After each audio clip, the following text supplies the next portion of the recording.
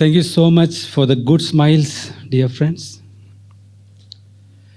കാലം കുറേ കഴിഞ്ഞു, തലമുടി കൂടുതൽ നരച്ചു, ഉള്ള തലമുടി കുറഞ്ഞു, പല രോഗങ്ങളായി, കാല് ഒടിഞ്ഞവനായിട്ടാണ് ഞാനിവിടെ നിൽക്കുന്നത്. എന്നിട്ടും നിങ്ങൾ എന്നെ സ്നേഹിക്കുന്നു എന്നുള്ളത് എനിക്ക് വളരെ സന്തോഷമുണ്ട്. ഈ സന്തോഷവും സ്നേഹവും നിങ്ങൾക്കുണ്ടെങ്കിൽ നിങ്ങളുടെ വിവാഹ ജീവിതം വിജയിച്ചിരിക്കുമെന്ന് എനിക്ക് ഉറപ്പാണ്. കാരണം എനിക്ക് ആ കഴിവുണ്ടായിരുന്നില്ല. എൻ്റെ വിവാഹം കഴിഞ്ഞ ആദ്യകാലത്ത് അന്ന് ഹെൽമെറ്റ് വയ്ക്കാനായിട്ട് മാൻഡേറ്ററി ഇല്ല, നിയമമില്ല, ഇഷ്ടമുണ്ടെങ്കിൽ വെച്ചാൽ മതി.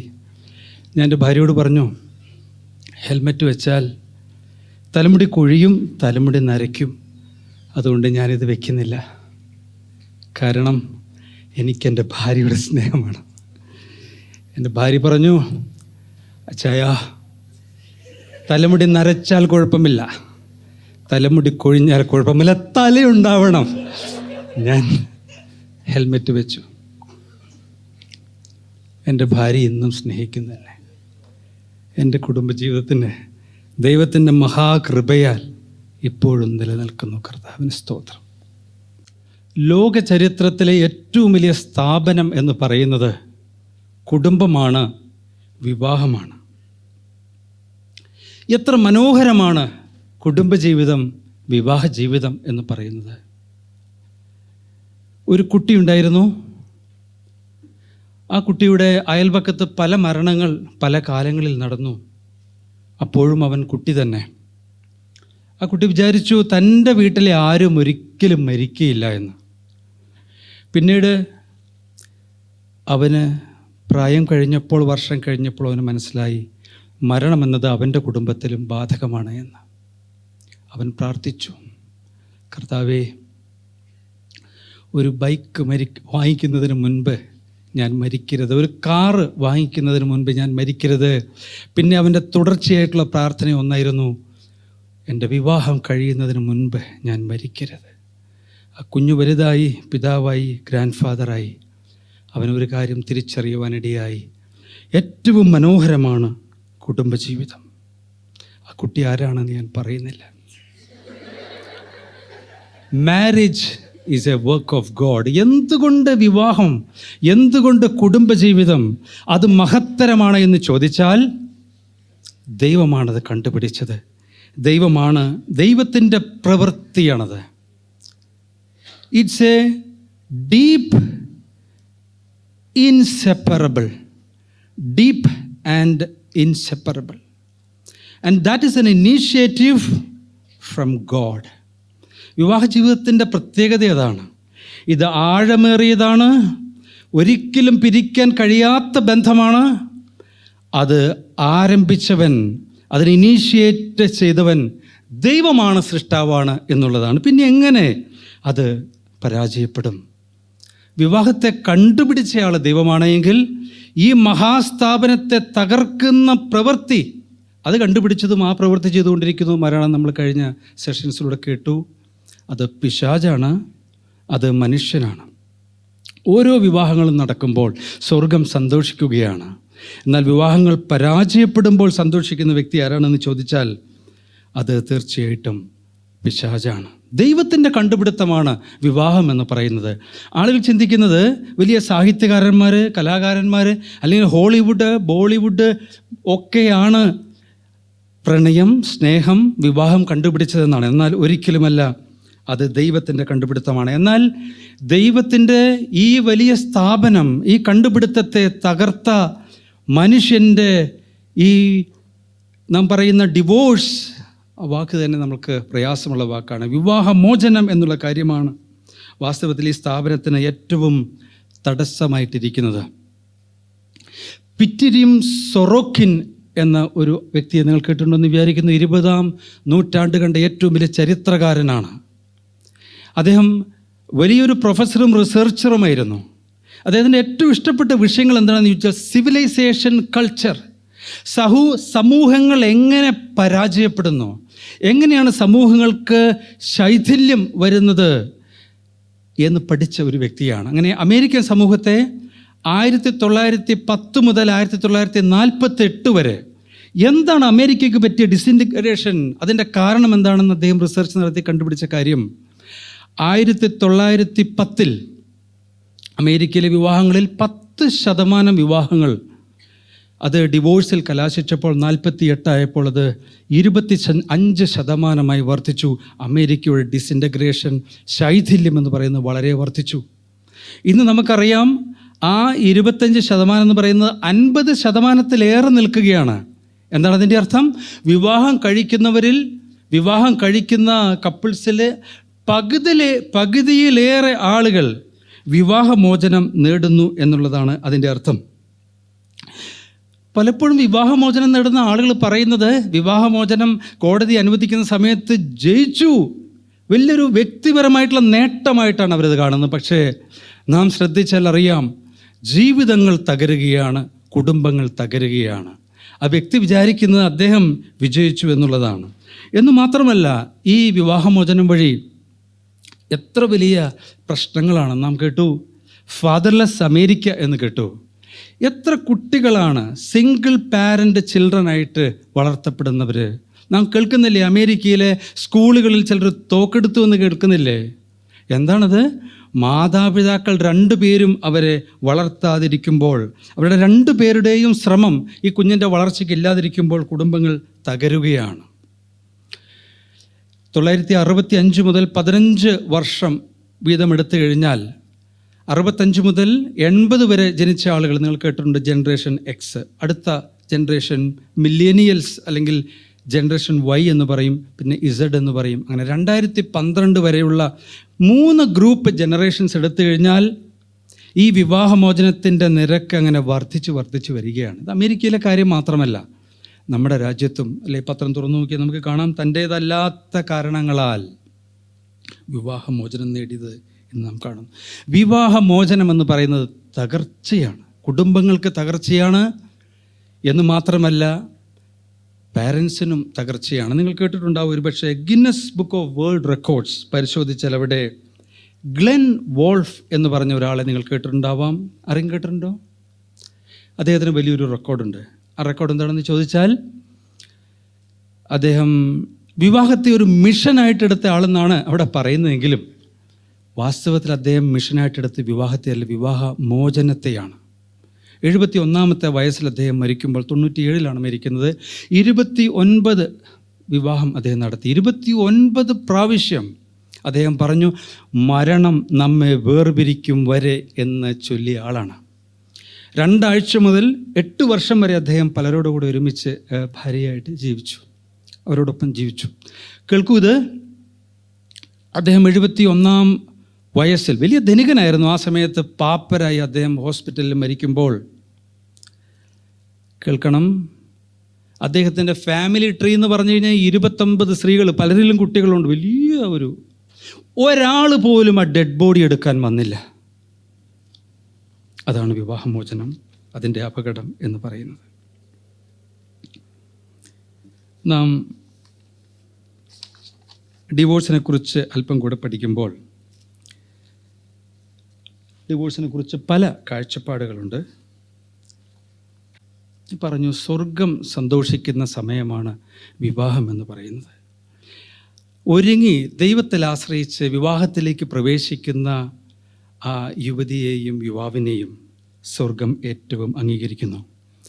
വിവാഹമോചനം എന്നുള്ള വിഷയത്തെക്കുറിച്ച് നാം ചിന്തിക്കുമ്പോൾ നിങ്ങൾക്കറിയാം, വിവാഹമോചനം എന്നുള്ള വാക്ക് അല്ലെങ്കിൽ ഉപേക്ഷണ പത്രം എന്നുള്ള വാക്ക് അല്ലെങ്കിൽ സർട്ടിഫിക്കറ്റ് ഓഫ് ഡിവോഴ്സ് എന്നുള്ളൊരു വാക്ക് നമുക്ക് ബൈബിളിൽ കാണാൻ സാധിക്കും. നാം 19-ാം അധ്യായം മത്തായിയുടെ സുവിശേഷം നാം പോകുമ്പോൾ അവിടെ ഉള്ള സംഭവം നിങ്ങൾക്കറിയാം. കർത്താവ് യേശുക്രിസ്തു വളരെ പ്രശസ്തനായി പോപ്പുലാരിറ്റി ഉള്ളവനായിട്ട് ധാരാളം ആളുകളുടെ മുൻപിൽ സ്വാധീനിച്ച് അങ്ങനെ മുന്നോട്ട് പോവുകയാണ്. പെരിയ എന്ന് പറയുന്ന ഒരു സ്ഥലത്ത് വെച്ച് നടക്കുന്നൊരു സംഭവമാണ്. അവിടെ വെച്ച് പരീശന്മാർ തന്നെ കൊടുക്കുവാനൊരു ചോദ്യം ചോദിച്ചു എന്നാണ് കാണുന്നത്. ആ സ്ഥലത്തിന് വളരെ പ്രാധാന്യമുണ്ട്. അവിടെ വെച്ചാണ് യോഹന്നാൻ സ്നാപകനെ കുടുക്കിയത് അല്ലെങ്കിൽ അദ്ദേഹം കൊല ചെയ്യപ്പെട്ടത്. അവിശ്വാസിയായിട്ടുള്ള ഹെരോദോവ് അദ്ദേഹത്തിൻ്റെ സഹോദരൻ്റെ ഭാര്യയെ വിവാഹം കഴിച്ചു. അതിനെ സംബന്ധിച്ച് ശക്തമായി പറഞ്ഞ യോഹന്നാൻ സ്നാപകനെ കുടുക്കിയ രാഷ്ട്രീയപരമായിട്ടുള്ള ഒരു പശ്ചാത്തലമുള്ളൊരു സ്ഥലമാണ്. എന്ന് മാത്രമല്ല, യഹൂദന്മാരുടെ ഇടയിൽ യഹൂദന്മാരുടെ അവരുടെ വിശ്വാസമനുസരിച്ച് വിവാഹം ഏറ്റവും ശ്രേഷ്ഠമാണ്. വിവാഹം കഴിക്കണമെന്നാണ് പറയുന്നത്. ദൈവത്തിൻ്റെ വചനം ശക്തമായിട്ട് പഠിക്കുവാൻ മാത്രമല്ലാതെ മറ്റൊരു കാര്യത്തിനും വിവാഹ ജീവിതം ഒഴിവാക്കരുത് എന്നാണ് അവർ പറയുന്നത്. നെയ്തൻ ഇവിടെ പറഞ്ഞ ദൈവരാജ്യത്തെ പ്രതി തങ്ങളെ തന്നെ ഷണ്ഡന്മാരാക്കിയ ഗ്രൂപ്പിൽ പെടുമോ എന്നറിയില്ല. വിവാഹം കഴിക്കണം, കുടുംബം വേണം, അങ്ങനെ ഈ ലോകത്തെ വാഴണം എന്ന് വിശ്വസിക്കുന്ന യഹൂദന്മാരുടെ ഇടയിൽ. പക്ഷേ ഈ മത്തായി 19 നാം ശ്രദ്ധിക്കുമ്പോൾ അവിടെ വളരെ വ്യാപകമായിട്ടുണ്ടായിരുന്നൊരു കാര്യമാണ് യഹൂദന്മാരുടെ ഇടയിൽ വിവാഹമോചനം എന്ന് പറയുന്നത്. ചോദിക്കുന്നു, ഏത് കാരണത്തിനും സ്ത്രീയെ ഉപേക്ഷിക്കാമോ എന്നുള്ളൊരു ചോദ്യം ചോദിക്കുകയാണ്. ആ ചോദ്യം ചോദിക്കുന്ന പരീശന്മാരാണ് കർത്താവ് യേശു ക്രിസ്തുവിനെ കുടുക്കുവാനാണ്. ഈ ചോദ്യം ചോദിക്കുമ്പോൾ കർത്താവ് അവിടെ പറയുന്നത് എന്താണ്? ആദിയിൽ ദൈവം, കർത്താവ് അതിൻ്റെ ഉത്തരം വളരെ വ്യക്തമായിട്ട് പറയുന്നത് ആദിയിലെ കാര്യമാണ്, ഉൽപ്പത്തിയിലെ കാര്യമാണ്.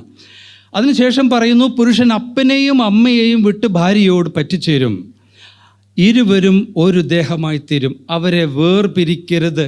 ഈ കാര്യങ്ങൾ കർത്താവ് പറയുമ്പോൾ വീണ്ടും അവർ ചോദിക്കുന്ന, അല്ലല്ലോ മോശ പറഞ്ഞിട്ടുണ്ടല്ലോ ഉപേക്ഷണ പത്രം കൊടുക്കാമല്ലോ, സർട്ടിഫിക്കറ്റ് ഓഫ് ഡിവോഴ്സ് കൊടുക്കാമല്ലോ എന്നുള്ള കാര്യം പിന്നെയും ആ കാര്യം മുന്നോട്ട് കൊണ്ടുവരുന്നുണ്ട്.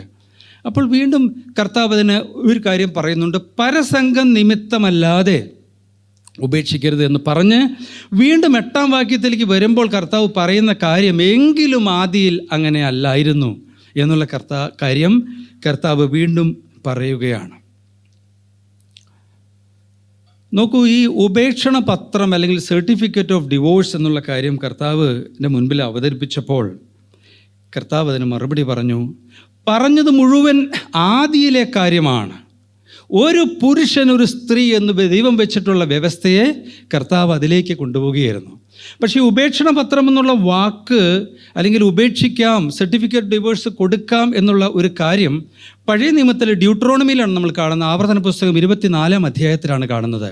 അവിടെ എന്താണ് പറയുന്നതെന്ന് ചോദിച്ചു കഴിഞ്ഞാൽ, ഒരു സ്ത്രീ ആ സ്ത്രീയിൽ വല്ല ദൂഷണവും കണ്ടിട്ട്, ഒരു ഭർത്താവ് ഭാര്യയിൽ ദൂഷ്യമായത് വല്ലതും കണ്ടാൽ ആ ഭർത്താവിന് ആ ഭാര്യയ്ക്ക് ഒരു സർട്ടിഫിക്കറ്റ് ഓഫ് ഡിവോഴ്സ് കൊടുത്തു കഴിഞ്ഞാൽ ഈ സ്ത്രീക്ക് വേറൊരാളുടെ ഭാര്യയായി തീരാം.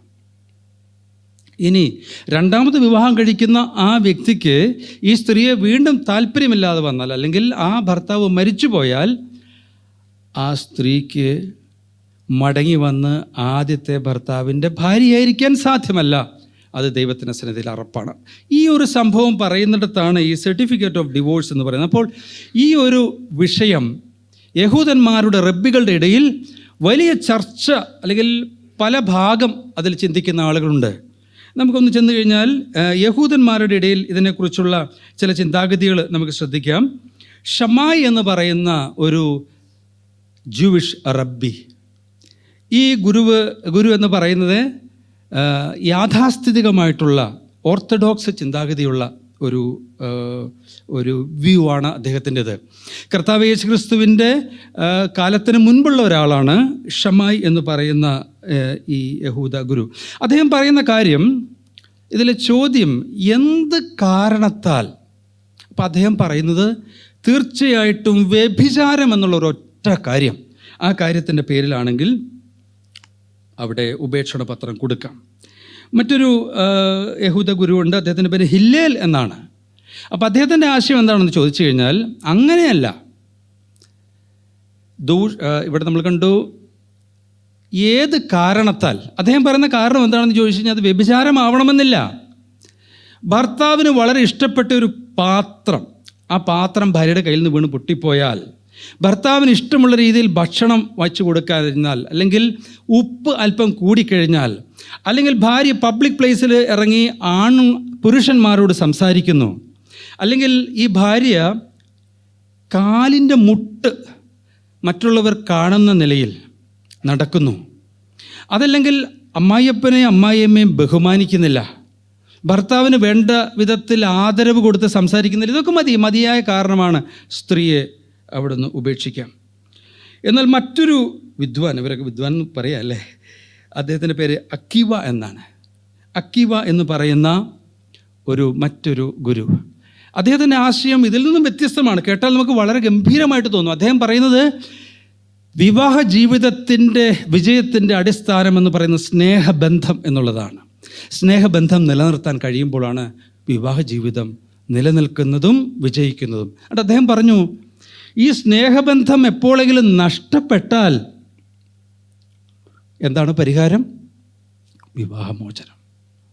എന്നിട്ട് അദ്ദേഹം മറ്റൊരു കാര്യം കൂടെ പറയുന്നുണ്ട്. എങ്ങനെയാണ് സ്നേഹബന്ധം നഷ്ടപ്പെടുന്നത്?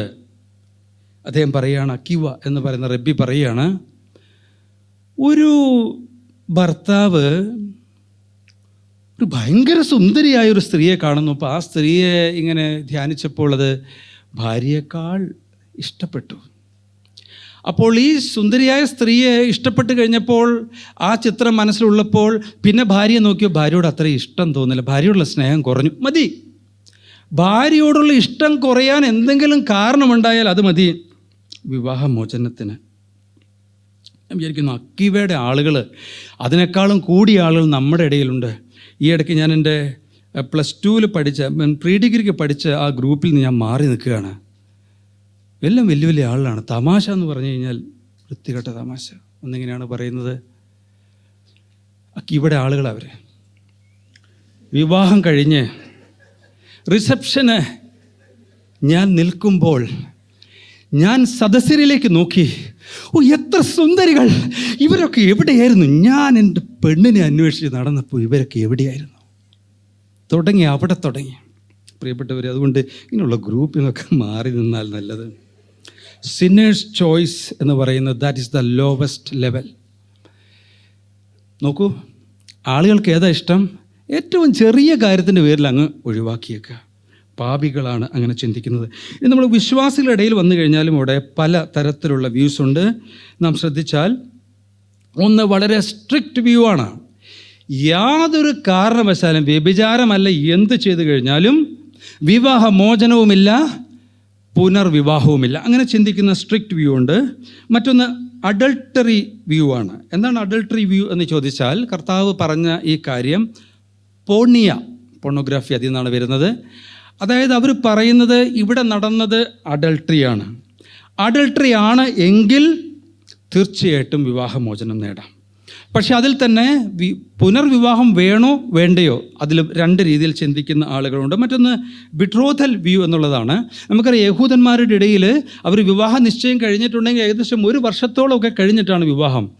വിവാഹ നിശ്ചയം എന്ന് പറഞ്ഞാൽ അവരെ സംബന്ധിച്ച് വിവാഹം പോലെ തന്നെ പ്രധാനപ്പെട്ട കാര്യമാണ്. ആ വിവാഹം നിശ്ചയം ചെയ്ത പീരീഡിൽ, ആ സമയത്ത് ഈ സ്ത്രീക്ക് വല്ല അവിഹിതവും ഉണ്ടായാൽ, നമുക്കറിയാം ജോസഫിൻ്റെയും കന്യാമറിയത്തിൻ്റെയും കാര്യം നമുക്കറിയാം. അപ്പോൾ നീതിമാനായിട്ടുള്ള യോസഫ് രഹസ്യത്തിൽ ഗൂഢമായി ഉപേക്ഷിക്കാൻ തീരുമാനിച്ചു എന്നാണ് നമ്മൾ വായിക്കുന്നത്. അപ്പോൾ അതുപോലുള്ള സാഹചര്യങ്ങളിൽ ഇനി സംശയം തോന്നിയാൽ തന്നെ അവരുടെ റബ്ബിമാർക്ക് അവരുടെ വിധി അനുസരിച്ച് അവിഹിതം നടന്നിട്ടുണ്ടോ എന്ന് പരിശോധിക്കാനുള്ള വഴിയുണ്ട്. ആ സ്ത്രീയുടെ ജീവിതം അവസാനിപ്പിക്കാനും അതിന് വ്യവസ്ഥയുണ്ട്. മറ്റൊന്ന് കിൻഷിപ്പ് മാരേജ് എന്നുള്ളതാണ്. ഇൻസെസ്റ്റ് അല്ലെങ്കിൽ രക്തബന്ധമുള്ള ആളുകൾ തമ്മിലുള്ള വിവാഹം എന്ന് പറഞ്ഞാൽ അത് വിവാഹമോചനത്തിനുള്ള ഒരു കാരണമാണ്. മറ്റൊന്ന് sexual unfaithfulness as a lifestyle എന്ന് പറഞ്ഞാൽ വിവാഹമോചനം അതിനുള്ള ഒരു വഴിയായിട്ട് ഇവിടെ വെച്ചിട്ടുള്ളത് എന്താണെന്ന് ചോദിച്ചു കഴിഞ്ഞാൽ, വ്യഭിചാരം ചെയ്തു എന്ന് മാത്രമല്ല, വ്യഭിചാരത്തിൽ തുടരുന്നു. കൗൺസിലിംഗ് നടത്താനോ അല്ലെങ്കിൽ തെറ്റ് സമ്മതിക്കാനോ തയ്യാറാകാതെ ഒരേ പാപത്തിൽ തുടരുന്നു, അതിനെക്കുറിച്ച് മാനസാന്തരമില്ല. അങ്ങനെയുള്ള പക്ഷം തീർച്ചയായിട്ടും വിവാഹമോചനം നടത്തണം എന്ന് ചിന്തിക്കുന്ന ആളുണ്ട്. പ്രിയപ്പെട്ടവരെ, നമ്മളിവിടെ പറഞ്ഞ ഈ കർത്താവ് യേശു ക്രിസ്തു പറഞ്ഞ 9-ാമത്തെ വാക്യത്തിൽ പറഞ്ഞ കാര്യം, അതിൻ്റെ റൂട്ടിലേക്ക് നമ്മൾ പോയി കഴിഞ്ഞിട്ടുണ്ടെങ്കിൽ നമ്മൾ പറഞ്ഞു, അത് ആവർത്തന പുസ്തകം 24-ാം അധ്യായത്തിലാണ് എന്ന് നമ്മൾ പറഞ്ഞു. അവിടെ ദൂഷ്യമായത് വല്ലതും ഒരു സ്ത്രീയിൽ കണ്ടാൽ എന്നുള്ളതാണ്. അപ്പോൾ ഇവിടെ നിങ്ങൾ ശ്രദ്ധിക്കണം, ഈ ദൂഷ്യമായത് വല്ലതും കണ്ടാൽ അവളെ ഉപേക്ഷിക്കാം, ഉപേക്ഷണ പത്രം കൊടുക്കാമെന്നാണ്. എന്താണ് ദൂഷ്യമായത്? അത് വ്യഭിചാരമാണോ? പഴയ നിയമത്തിൽ പറയുന്നു, വ്യഭിചാരം ഒരു സ്ത്രീ വ്യഭിചാരം ചെയ്താൽ ആ സ്ത്രീയെയും പുരുഷനെയും കല്ലെറിഞ്ഞ് കൊല്ലണമെന്നാണ്. ഇനി ഒരു സ്ത്രീ വ്യഭിചാരം ചെയ്തു എന്ന് സംശയമുണ്ടെങ്കിൽ അത് ഉറപ്പാക്കാനുള്ള വഴിയുണ്ട്, അതിനുശേഷം അവളെ കൊല്ലണം എന്നുള്ളതാണ്. നോക്കൂ, ഇന്നത്തെ കാലത്തെ പോലെ വളരെ രഹസ്യമായിട്ട് ഇത് ചെയ്യാവുന്ന ഒരു കാലമല്ല അന്ന് എന്ന് പറയുന്നത്. നമ്മളിപ്പോൾ ഗ്ലോബൽ വില്ലേജ് എന്നൊക്കെ പറയുമല്ലോ, അങ്ങനെ രഹസ്യമൊന്നുമില്ല, ഇതൊക്കെ പെട്ടെന്ന് കണ്ടുപിടിക്കപ്പെടാൻ സാധ്യതയുണ്ട്. അപ്പോൾ ഇവിടെ പറയുന്നത് വ്യഭിചാരമാണെങ്കിൽ ആ സ്ത്രീ കൊല്ലപ്പെടും. പക്ഷേ കൊല്ലപ്പെട്ടിട്ടില്ല, അവൾക്ക് ഉപേക്ഷണ പത്രം കൊടുക്കണം എന്നാണ് പറയുന്നത്. അപ്പോൾ ചിലർ പറയുന്നത് ഇല്ല, അതൊരിക്കലും ഇവിടെ പറയുന്നത് വ്യഭിചാരമല്ല. വേറെ ചില ആൾ പറയുന്നത് ഇത് സ്ത്രീയുടെ സംരക്ഷണത്തിന് വേണ്ടിയിട്ടാണ്. അതിക്രമമായിട്ട് സ്ത്രീയുടെ മറ്റൊരു സ്ത്രീയെ വിവാഹം കഴിക്കാൻ വേണ്ടി ഇല്ലാത്തത് പറഞ്ഞ് ഈ സ്ത്രീയെ ഒഴിവാക്കുന്ന പുരുഷൻ, അങ്ങനെയുള്ള പുരുഷന്മാരുടെ മുമ്പിൽ ഇത് ഒരു സംരക്ഷണമാണ്, സ്ത്രീയുടെ നന്മയ്ക്കാണ് ഇത് എന്ന് പറയുന്ന ആളുണ്ട്. അങ്ങനെ ചില ആൾ പറയുന്നത് ഒരു ഈ ദൂഷ്യമായത് വല്ലതെന്ന് പറയുന്ന ഒരു 10-15 കാര്യങ്ങൾ അവർ പറയുന്നുണ്ട്. അതിൽ 2 ഇങ്ങനെയാണ്. ഒന്ന്, മെൻസ്ട്രേഷൻ ഇല്ലാത്ത ഒരു സ്ത്രീയാണെങ്കിൽ. മറ്റൊന്ന്, കൊയിറ്റസ് അല്ലെങ്കിൽ സെക്ഷുവൽ ഇൻ്റർകോഴ്സ്, ലൈംഗിക ബന്ധത്തിൽ ഏർപ്പെടാൻ കഴിയാത്ത വിധം ഡിഫോമിറ്റി ഉള്ള ജനനേന്ദ്രിയം ഉള്ള ഒരു സ്ത്രീയാണെങ്കിൽ. അപ്പോഴും ചോദ്യം ഇതാണ്, 2 ഉദാഹരണങ്ങളാണ്. ഇപ്പം ഇങ്ങനെയൊക്കെയുള്ള സ്ത്രീകളെ അപ്പം വീണ്ടും വിവാഹത്തിന് കൊടുക്കാൻ പാടുണ്ടോ എന്നുള്ള ചോദ്യമുണ്ട്. വേറെ ചില ആൾ പറയുന്നത് അങ്ങനെയല്ല, ഇത് രണ്ടാമത്തെ ആൾ, ഇപ്പോൾ നമ്മൾ പറഞ്ഞല്ലോ, രണ്ടാമത് വിവാഹം കഴിച്ച ആൾ അയാൾക്ക് ഇഷ്ടപ്പെടാതെ അയാൾ ഉപേക്ഷിച്ച് കഴിഞ്ഞിട്ടുണ്ടെങ്കിൽ മടങ്ങി വന്ന ആദ്യത്തെ പുരുഷനാവരുത്. അപ്പോൾ എന്താ അതിൻ്റെ കാരണം? അപ്പോൾ ചിലർ പറയുന്നത് അങ്ങനെ വീണ്ടും മടങ്ങി വരിക എന്ന് പറയുന്നത് ദൈവത്തിന് ഇഷ്ടമല്ല. എന്തുകൊണ്ടാണ് ദൈവത്തിന് ഇഷ്ടമല്ലാത്തത്? സ്ത്രീയെ സംരക്ഷിക്കണം. സ്ത്രീ എന്ന് പറയുന്ന അങ്ങനെ പല ആളുകളുടെ സന്തോഷത്തിന് വേണ്ടി ഉപയോഗിക്കപ്പെടുന്ന ഒരു വസ്തുവല്ല. പിന്നെ അന്നത്തെ കാലത്ത് നമുക്കറിയാം, വിവാഹം കഴിഞ്ഞ് അയക്കുന്ന സമയത്ത് സ്ത്രീക്കാണ് വിവാഹത്തിൽ സ്ത്രീക്കാണ് പണം കൊടുക്കേണ്ടത്. അപ്പോൾ ആദ്യത്തെ ഭർത്താവ് തിരിച്ചു വിളിക്കുന്നത് എന്തിനാണെന്ന് ചോദിച്ചു കഴിഞ്ഞാൽ ആ പണം തൻ്റെ കയ്യിൽ തന്നെ നിൽക്കണം എന്നുള്ളത് കൊണ്ടാണ്. ഞാൻ പറഞ്ഞു വരുന്നത്, ഇതിൻ്റെ വ്യാഖ്യാനങ്ങൾ നമ്മൾ ശ്രദ്ധിക്കുമ്പോൾ പല പല പല കാര്യങ്ങൾ പറയുന്നുണ്ട്. കർത്താവ് യേശുക്രിസ്തു പറഞ്ഞത് പരസംഗം എന്നാണ് പറയുന്നത്. എന്നാൽ ഇതിൻ്റെ വ്യാഖ്യാനങ്ങൾ നമ്മൾ പലതും ശ്രദ്ധിച്ചാൽ എല്ലാവർക്കും കുറേ ന്യായങ്ങളൊക്കെ പറയാനുണ്ട്. അതിൻ്റെ എക്സ്പോസിഷനും എക്സജീസിസും മൂലഭാഷയും ഇപ്പോൾ ഇതെല്ലാം പഠിച്ച് കഴിയുമ്പോൾ പല രീതിയിൽ വ്യാഖ്യാനിക്കാൻ കഴിയുന്ന ആളുണ്ട്. പക്ഷേ ഈ വ്യാഖ്യാനത്തിൻ്റെ ഒന്നും പിന്നാലെ പോകണ്ട. കർത്താവ് അതാണ് ആദ്യം പറഞ്ഞത്. ആദിയിൽ എങ്ങനെയായിരുന്നു എന്ന് കർത്താവ് വ്യക്തമാക്കി പറയുകയാണ്. നിങ്ങൾ ഓർക്കണം പ്രിയപ്പെട്ടവരെ, മോശെ എന്ന് പറയുന്ന ജനത്തിൻ്റെ ഭരണാധികാരിയാണ്. അദ്ദേഹത്തിന് തീരുമാനങ്ങൾ എടുക്കേണ്ട ആവശ്യമുണ്ട്. ഒരു രാഷ്ട്രീയ നിയമം പോലെ ഒരു നിവൃത്തികേട് കൊണ്ട് ഇങ്ങനെ ഒരു അനുവാദം മോശ കൊടുക്കുന്നതാണ്. എന്നാൽ ഒറിജിനലി അങ്ങനെ ആയിരുന്നില്ല. ദൈവത്തിൻ്റെ ഹൃദയം എന്ന് പറഞ്ഞാൽ അങ്ങനെയല്ല. ക്ഷമിക്കാനാണ് പറയുന്നത്. നമ്മൾ പറഞ്ഞല്ലോ, യോസേഫ്, നീതിമാനായിട്ടുള്ള യോസേഫിന് വേണമെങ്കിൽ അത് റിപ്പോർട്ട് ചെയ്ത് ചില കാര്യങ്ങൾ ചെയ്യാമായിരുന്നു. ദൈവത്തിൻ്റെ ആത്മാവ് ദൈവം ഇടപെട്ടു എന്നുള്ളത് ശരിയാണ്. അപ്പോൾ മനുഷ്യൻ്റെ നിയമനിർമ്മാണമാണ് ഡിവോഴ്സ് എന്ന് പറയുന്നത്. 1 കൊരിന്ത്യർ 7:15 മറ്റൊരു കാരണമായിട്ട് ചിലർ പറയുന്നു, ഒരു വിശ്വാസി അവിശ്വാസിയും വിശ്വാസിയും ഭാര്യ ഭർത്താക്കന്മാരെ, ഒരാൾ വിശ്വാസിയാണ് ഒരാൾ അവിശ്വാസിയാണ്. അപ്പോൾ അവിശ്വാസിയായിട്ടുള്ള വ്യക്തി പറയുകയാണ്, നമ്മൾ ഒരുമിച്ച് മുന്നോട്ട് പോകണമെങ്കിൽ ഈ വിശ്വാസം ഉപേക്ഷിക്കണം, എനിക്ക് ഈ ക്രിസ്തീയ വിശ്വാസത്തിൽ താല്പര്യമില്ല എന്ന് പറഞ്ഞാൽ ബൈബിൾ പറയുന്നു, അങ്ങനെയാണെങ്കിൽ അവിശ്വാസി പിരിഞ്ഞു പോകട്ടെ, അതിൻ്റെ പേരിൽ നിനക്ക് ബോണ്ടേജ് ഇല്ല, ബദ്ധനായിരിക്കുന്നില്ല എന്നാണ് പൗലോസ് 1 കൊരിന്ത്യർ 7:15 പറയുന്നത്. അപ്പോൾ അവിടെ വിശ്വാസം എന്ന് പറയുന്നത് അത് വിവാഹ ബന്ധത്തെക്കാൾ പ്രധാനപ്പെട്ടതാണ്. ഭാര്യയും ഭർത്താവും ഒരുമിച്ച് കുടുംബജീവിതം നയിക്കുക, അതിൻ്റെ സുരക്ഷിതത്വത്തെക്കാൾ പ്രധാനപ്പെട്ടതാണ് ദൈവവുമായിട്ടുള്ള ബന്ധം. എൻ്റെ വിശ്വാസം എന്ന് പറയുന്നത് അതിനേക്കാൾ പ്രധാനപ്പെട്ടതാണ്. അപ്പോൾ ചിലർ പറയുന്നത് ഇങ്ങനെയുള്ളൊരു സ്ഥിതിയിൽ അയാൾ പോയി കഴിഞ്ഞിട്ടുണ്ടെങ്കിൽ വിവാഹം കഴിക്കാം, പുനർവിവാഹം കഴിക്കാം എന്നാണ് പറയുന്നത്. അതിനൊത്തിരി ന്യായം പറയുന്നുണ്ട്. പക്ഷേ ആലോചിച്ച് നോക്കിയാൽ, ഞാൻ സിമ്പിളായിട്ട് ആലോചിച്ച് നോക്കി കഴിഞ്ഞപ്പം, ഈ പിരിഞ്ഞു പോയ ഭർത്താവ് അദ്ദേഹം മടങ്ങി ഒരു വിശ്വാസിയായിട്ട് വന്നാലോ? ബൈബിൾ വ്യക്തമായിട്ട് പറയുന്നു, ഭാര്യ ജീവിച്ചിരിക്കെ, ഭർത്താവ് ജീവിച്ചിരിക്കെ മറ്റൊരു പുരുഷന് സ്ത്രീക്ക് ആയിക്കഴിഞ്ഞാൽ വ്യഭിചാരം ചെയ്യുന്നു എന്ന് ബൈബിൾ വ്യക്തമായിട്ട് പറയുന്നു. പോളിൻ പ്രിവിലേജ് എന്ന് പറഞ്ഞിട്ടാണ് ചിലർ ഇതിനെ അംഗീകരിക്കുകയും സ്വീകരിക്കുകയും ചെയ്യുന്നത്. ചിലർ പറയുന്ന വിവാഹത്തിൻ്റെ ആ കവനൻ്റ്, ആ ഉടമ്പടി തെറ്റിച്ചാൽ മതി വിവാഹമോചനം ആകാം എന്നാണ്. പക്ഷെ നാം ശ്രദ്ധിച്ചാൽ എന്താണ് അവിടെ നമ്മൾ പറയുന്നത്? Till death do us part, മരണം നമ്മെ വേർപിരിക്കും വരെ. നമ്മൾ എത്ര കാലം നമുക്ക് സ്നേഹത്തിൽ പോകുന്നു അതുവരെ. അങ്ങനെയല്ല, എത്ര കാലം നമുക്ക് അഡ്ജസ്റ്റ് ചെയ്ത് പോകാൻ പറ്റും? എത്ര കാലം നമുക്ക് സാമ്പത്തികമായിട്ടുള്ള സുസ്ഥിരതയുണ്ട്? എത്ര കാലം നമുക്ക് ആരോഗ്യത്തിൽ, സ്നേഹത്തിൽ, സന്തോഷത്തിൽ പോകാൻ പറ്റും? അത്രയും കാലം. അങ്ങനെയല്ല പറയുന്നത്. മരണം നമ്മെ വേർപിരിക്കും വരെ. അത് നല്ല സമയമായാലും പ്രയാസമുള്ള സമയമായാലും നാം നിൽക്കണം എന്നുള്ളത് തന്നെയാണ്. പിന്നെ പറയുന്നു ഇംപൊട്ടൻസി, അല്ലെങ്കിൽ അത് വന്ധ്യത എന്നുള്ളതല്ല, സെക്ഷുവൽ ഇൻ്റർകോഴ്സിൽ ഏർപ്പെടാൻ കഴിയാത്ത അവസ്ഥ, അല്ലെങ്കിൽ മാനസിക അസ്വസ്ഥത, അല്ലെങ്കിൽ ഭർത്താവ് ഭാര്യനെ ഉപദ്രവിക്കുന്നു, അല്ലെങ്കിൽ സാമ്പത്തിക ബുദ്ധിമുട്ടുകൾ, ഇങ്ങനെയുള്ള കാരണങ്ങളുടെയൊക്കെ പേരിൽ വേണമെങ്കിൽ പിരിയാം എന്ന് ന്യായം പറയുന്ന ആളുകളുണ്ട്. ഏറ്റവും ശക്തമായിട്ടുള്ള കാര്യം പറയുന്നത് നമ്മൾ ശ്രദ്ധിച്ചു, അത് വിവാഹമോചനത്തിൻ്റെ കാരണമായിട്ട് പറയുന്നത് വ്യഭിചാരമാണ്. എന്നാൽ ദൈവത്തിൻ്റെ വചനം നമ്മൾ ശ്രദ്ധിക്കുമ്പോൾ ദൈവം ആദിയിൽ വെച്ച വ്യവസ്ഥ എന്താണ്? നമുക്ക് ഹോശേയ, ഗോമർ അവരുടെ കഥ നമുക്കറിയാം. വേശ്യാവൃത്തിക്ക് പോയ ആളല്ല, വേശ്യാവൃത്തിയിൽ മക്കളുണ്ടായി. അവരുടെ പേരുകൾ പോലും പറയുന്നുണ്ട്. അപ്പോൾ ഈ വ്യാഖ്യാനങ്ങൾ പറയുമ്പോൾ ഈ ഭാഗം ഞാനൊരു ചെറിയ ഒരു എക്സജീസിസ് ശ്രമിച്ചു. വേറെ ഇതിനെക്കുറിച്ച് ഒത്തിരി പഠിച്ച ആളുകൾ നോക്കി. അപ്പം പ്രവാചകൻ ഒരിക്കലും അങ്ങനെയുള്ള സ്ത്രീ വിവാഹം കഴിക്കാൻ പാടില്ല എന്ന് നമ്മൾ കാണുന്നു. അപ്പോൾ ഇതിന് ഒത്തിരി വ്യാഖ്യാനിച്ച് അവസാനം പറയുന്നത്, ഒരു പക്ഷക്കാർ പറയുന്നത് ശരിയാണ്, വ്യഭിചാരിണിയാണ്, അല്ലെങ്കിൽ അവളൊരു വേശ്യയാണ്. വേറൊരു ഭാഗത്ത് ഒരുപാട് റിസർച്ച് ചെയ്ത ആൾ പറയുന്ന അല്ല, പരപുരുഷനെ പ്രാപിക്കാൻ താല്പര്യമുള്ള, അങ്ങനെയുള്ളൊരു ടെൻഡൻസി ഉള്ള ആൾ എന്നുള്ള നിലയിലും ഇതിനെ വ്യാഖ്യാനിക്കാം എന്നാണ് പറയുന്നത്. നമ്മൾ എന്തിനാ ഈ വ്യാഖ്യാനത്തെക്കുറിച്ച് ഇങ്ങനെ ചിന്തിക്കുന്നത്? അതിൽ നിന്ന് എന്താ മനസ്സിലാക്കേണ്ടത്? ദൈവം ഇസ്രായേലിനെ ഡിവോഴ്സ് ചെയ്തു, പക്ഷേ ദൈവത്തിൻ്റെ മഹാകരുണ നിമിത്തം ദൈവം പിന്നെയും ഇസ്രായേലിനെ, ദൈവത്തിൻ്റെ ജനത്തെ തിരിച്ചു കൊണ്ടുവരുന്നു. വീണ്ടും ഞാൻ പറയുകയാണ്, ഇതിൻ്റെ പല വ്യൂസുണ്ട്, പല ന്യായങ്ങൾ പറയുന്നുണ്ട്, പല വ്യാഖ്യാനങ്ങളുണ്ട്. പക്ഷെ നമുക്ക് വേണ്ടത് എന്താണ് ഇതിലെ കർത്താവ് പറഞ്ഞ കാര്യം? ഇതിലെ ഏറ്റവും വലിയ സത്യം എന്താണ്? ഞാൻ സംസാരിക്കുന്നത് രക്ഷിക്കപ്പെട്ട വിശ്വാസികളായിട്ടുള്ള ചെറുപ്പക്കാരോടാണ്. ഇവിടെ ആരും വിവാഹമോചനത്തെക്കുറിച്ച് അന്വേഷിക്കാൻ ആവശ്യമില്ല.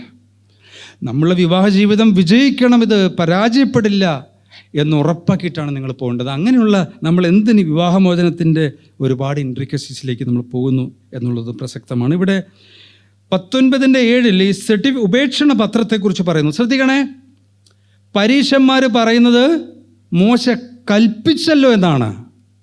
നിങ്ങൾ എത്ര പഠിച്ചു കഴിഞ്ഞാലും അത് കൽപ്പനയല്ല.